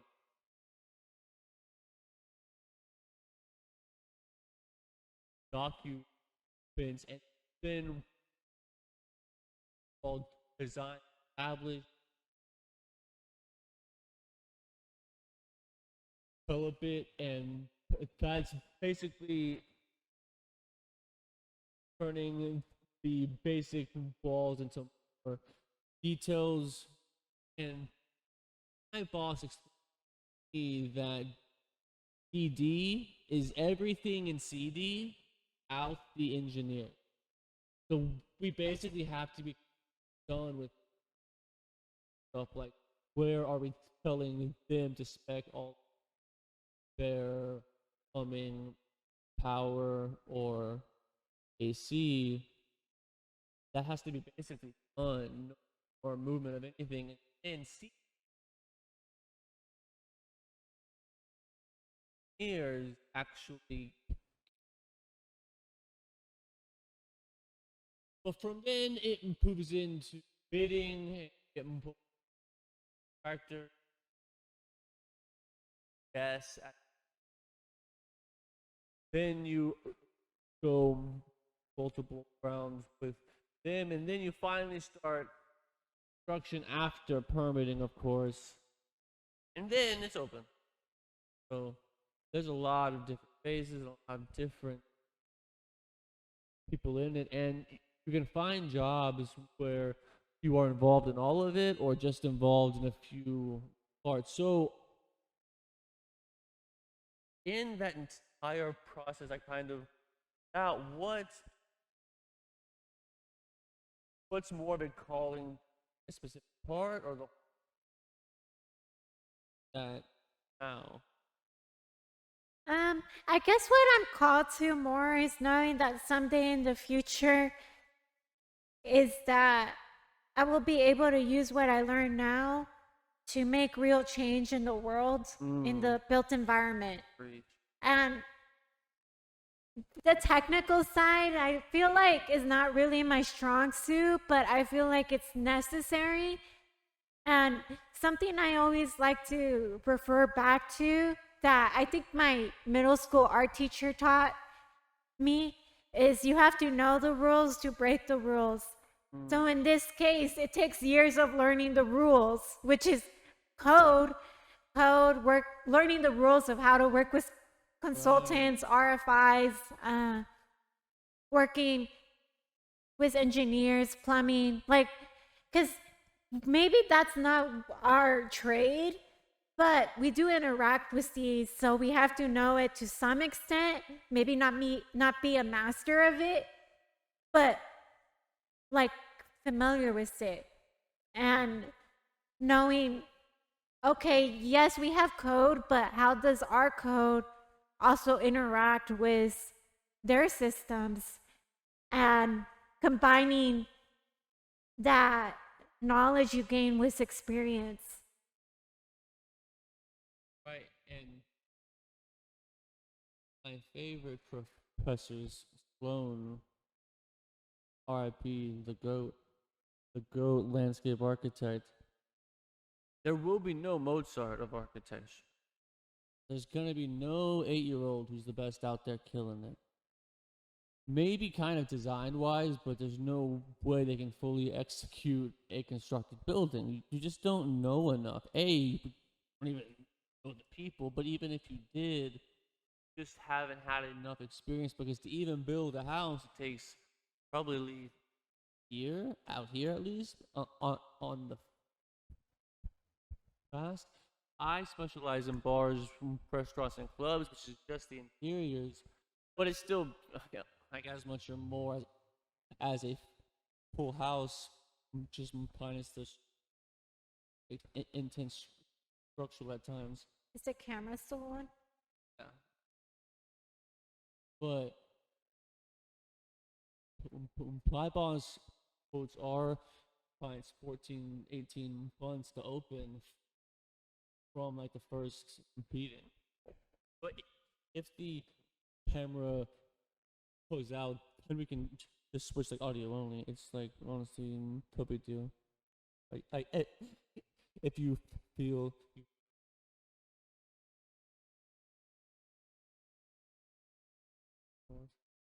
Mhm. so in this technical side now, let's wipe the slate clean of the jobs that you've had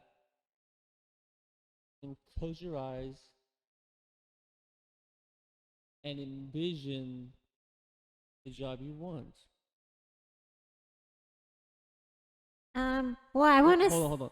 What does it feel like and smell like and look like? Not necessarily. Well, I guess like I want to do a job that helps people.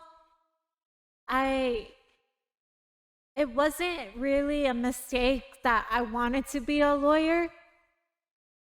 And part of the reason I wanted to be a lawyer is to advocate for people. I still want to take that advocating with me to represent people who maybe don't know how architecture can affect them, maybe aren't educated to execute their ideas. I want to really be a force that can help people in my industry, and not even just particularly help people within my industry, but help the people who aren't in the industry and can't graphically express what they're looking for. I want to be that bridge between community and execution. So whether that is helping people like me, like Mexican Americans, or just helping people in general who have a vision and need someone to execute it to help their community. So I feel that my company now does align with that, because I know my company is doing services to help others that I'm really excited to see come through and finalized. That is incredible and inspiring. And I've found, especially hearing this whole journey, starting basically at 4 or 5, always feeling creative and are really pre-affirming, pre-instilling, and inspiring that fire within you of, yeah, I love art. I love creative and organized. And those intersections are kind of architecture. Not always, but one thing you put beautifully that I don't want to let slip, but help people who can't display themselves graphically. That's an interesting way of putting it in the lines of execution. Because everybody obviously wants a better vibe. That's probably the most upon world. What that means, especially visually. I mean, they say a picture is worth 1,000 words, and then what is a whole set of construction documents? Like, how many words is that to shape our world? Mm-hmm. And so, kind of in recap here, having that inspiration not only from 5 to 11, but really from at least your grandparents, but probably their parents and grandparents, them, because they all had to build every place that they lived. There were no general contractors in Guanajuato in 1820s. Yeah, so that's another thing I want to say. Through all this experience, I realized that education is a lot, but also people aren't just their education level. Yeah, right. Because I feel like my grandparents, they may not have had formal training in anything. My mom dropped out of school in 6th grade. But I also feel like as people, and even through observing my family and their lack of education, people are more than what's on paper. And you shouldn't discredit people for what's not on paper. Because my family had been able to build these buildings that they still use today. And okay, code is not enforced, but they hand built these buildings and treasured the buildings. They treasure the building so much that they don't demolish it, they just add to it. I just feel like that really speaks to even just that knowledge we all have within us that we just don't have the formal training for, but is there. So seeing how much my family knows, because my family, okay, they're not educated on paper, but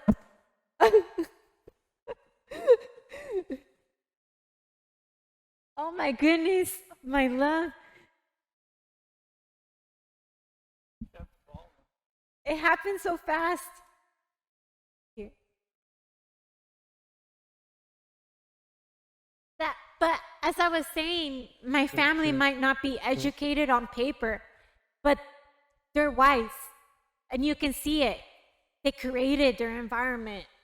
And that's just something I don't take for granted. Because I'm like, in Mexico, people don't really have the limitations of regulations, and they were able to create that pueblo. So over here in the States, we do have regulations, and they are enforced, and it is for a reason. I mean, part of our jobs as architects is to prevent injury and death.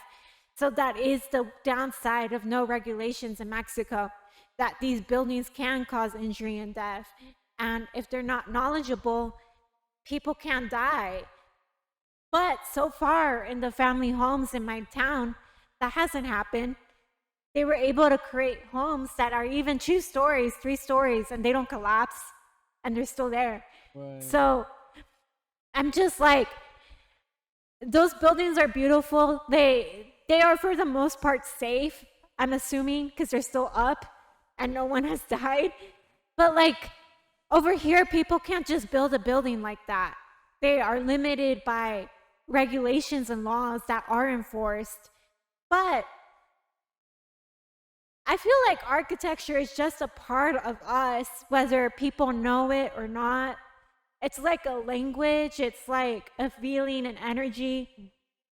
I mean, we're aware of our spaces. Space is a medium.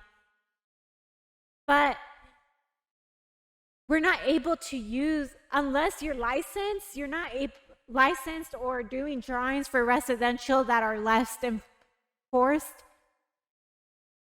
People don't really have that ownership of the medium of space. But that doesn't mean they're not aware, just because they're not formally trained. Right.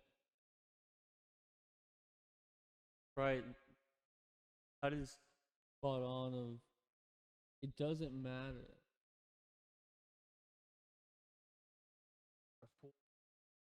Trained at different ways, and often what makes it in those books to formally train you isn't what you actually need. Just like we're trying to get at here, it's the whole point of this project is that what was in those books in school was only like a part of the story. We all knew that going in, but trying gap and also understand what drove people to architecture, and it's just from the blood and up you, and then in school, and you, you actually skipped over in high school was skills A, and how going through arts, then I think I might be a lawyer, but then I'm actually going to crazy schools and they don't offer it, and then actually back that isn't creative enough, so that parents would have been hard enough on take on other. Yeah. Yeah, I'm not sure why I skipped Skills USA, but Skills USA was the reason I went all in architecture, because it was like the first time, because for Skills USA, I was in Lufkin and my teacher took us to compete with our drawings. And these drawings were just for raised gardens. So it wasn't a house or anything beyond like just You a. still have this drawing? Yeah, I have it somewhere in storage. But yeah, these drawings, I competed with them. I then saw that environment of the professional field of it, and I was like, I'm going to choose this. So I'm not sure why I skipped over it because it was essential. So I just want to say that. But yeah, it definitely helped cement my decision, because the whole time I was in high school, I was like in doubt. I was like 1 foot in, 1 foot out, constantly like kind of testing architecture. Like, is this right? Like, I'd move a year forward and be like, is this right? Yes, no, maybe. And for the longest time, the answer was maybe, until the very end when I was like, yes. What what pushed you towards that? Yes. Well, definitely what pushed me towards that is that I just, while I definitely feel that nature in me to advocate for people, I also feel like I don't want to be burned out by a profession by helping people that maybe are crooked. I also learned that the system, in both in like the legal, criminal justice, basically every aspect is a little crooked, and it's a system, and that system's there, and so it's hard to challenge an environment like that. I guess you can say the same about architecture, but I just feel like architecture is more of a service that's, I mean, law itself is also a necessary service for people, but I feel like architecture is like less intrusive. It's about using a medium, it's creative. I feel like I need that creative outlet, and I didn't see an outlet in that this law unless it was outside of my profession. Like, Interesting. It's about using a beautiful way of putting it, because it is like painting and sculpting, but it's just still extremely technical. You can learn that stuff enough to then free yourself of that kind of goal, but that does take 5 to 10 years unless you just really get it, or grew up in construction, because if you grew up framing houses or helping on other projects, but with you, it was more that influence of the grandparents and seeing the external family as builders, especially over time, but then also the grind and the grit of, and that combines with the of art,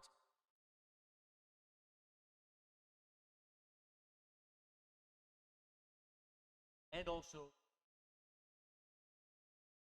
I think we should try and give more voice back, actually, especially or bank off of the inhabit them. But for you, it's so interesting, especially especially because of moving around so much.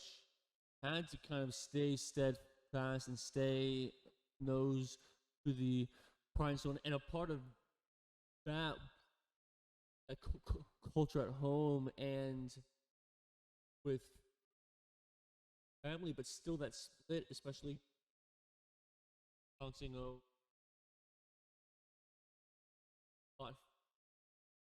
one culture. Yeah. Yeah. So I want to say that I feel like architecture completed me.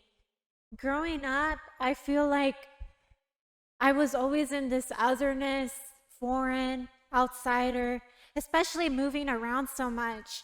It just didn't make sense to me. And for a long time, I questioned because I love community, I love feeling a part of something, but moving every 3 years, even feeling detached from my cultural identity, feeling detached from both American and Mexican sides, it just I didn't see the bigger reason why. But after joining architecture and applying my experiences, my personal experiences, as well as my educational experiences, and my interests like art, it just makes so much more sense now on the other side. Because I I grew up in cities all over the country. I grew up all over the states, from the East Coast in Virginia to the South in Texas and even the West Coast in California. It is audio. Then I moved to Mexico. No, I didn't move to Mexico, but I visited Mexico quite a bit. And then visited my dad in Japan. And I didn't really know the bigger reason why I was experiencing all these different environments. And especially now when I chose architecture and now I'm committed to it, it makes so much more sense. And I'm the kind of person that believes things happen for a reason.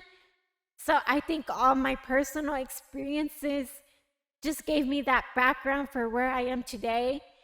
And it definitely gave me a variety of experiences.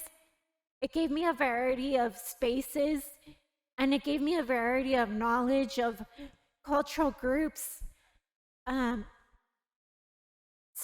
spaces, cities, urban planning, and definitely in the future, I want to go more towards like urban design and urban planning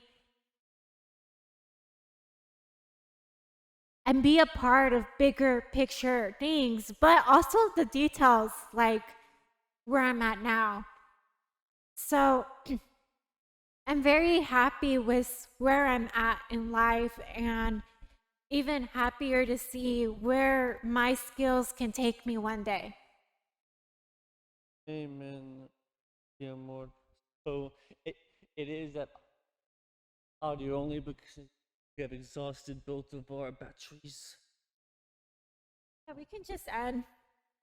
Yeah, I wanna do a bit of a recap and put a ribbon on the whole shebang. It was 3 hours. It actually stopped whatever hotspot, but it's been recording everything, Yeah. and you have had it, especially in this last like bit you've been spitting fire. That I'm like, that's a clip, that's a clip, that's a clip, that's a clip. So like I want to even go back and start like editing now, even this one, or if you do, but I just really appreciate your path on through this, and we can wrap it up. It's all good. It's okay. Yeah, thank you so much for taking the time to speak with me and all the technical difficulties. Yeah, cause it it actually went quite smoothly. I mean, besides the hotspot cutting out multiple times, we can get a more powerful like remote Wi-Fi. It's not muted, but um, but your story of going through all of those changes of school to not even having the option to be a lawyer, and say, okay, well, I know architecture a little bit and skills. USA really helped out in understanding even more, and that pushed you through school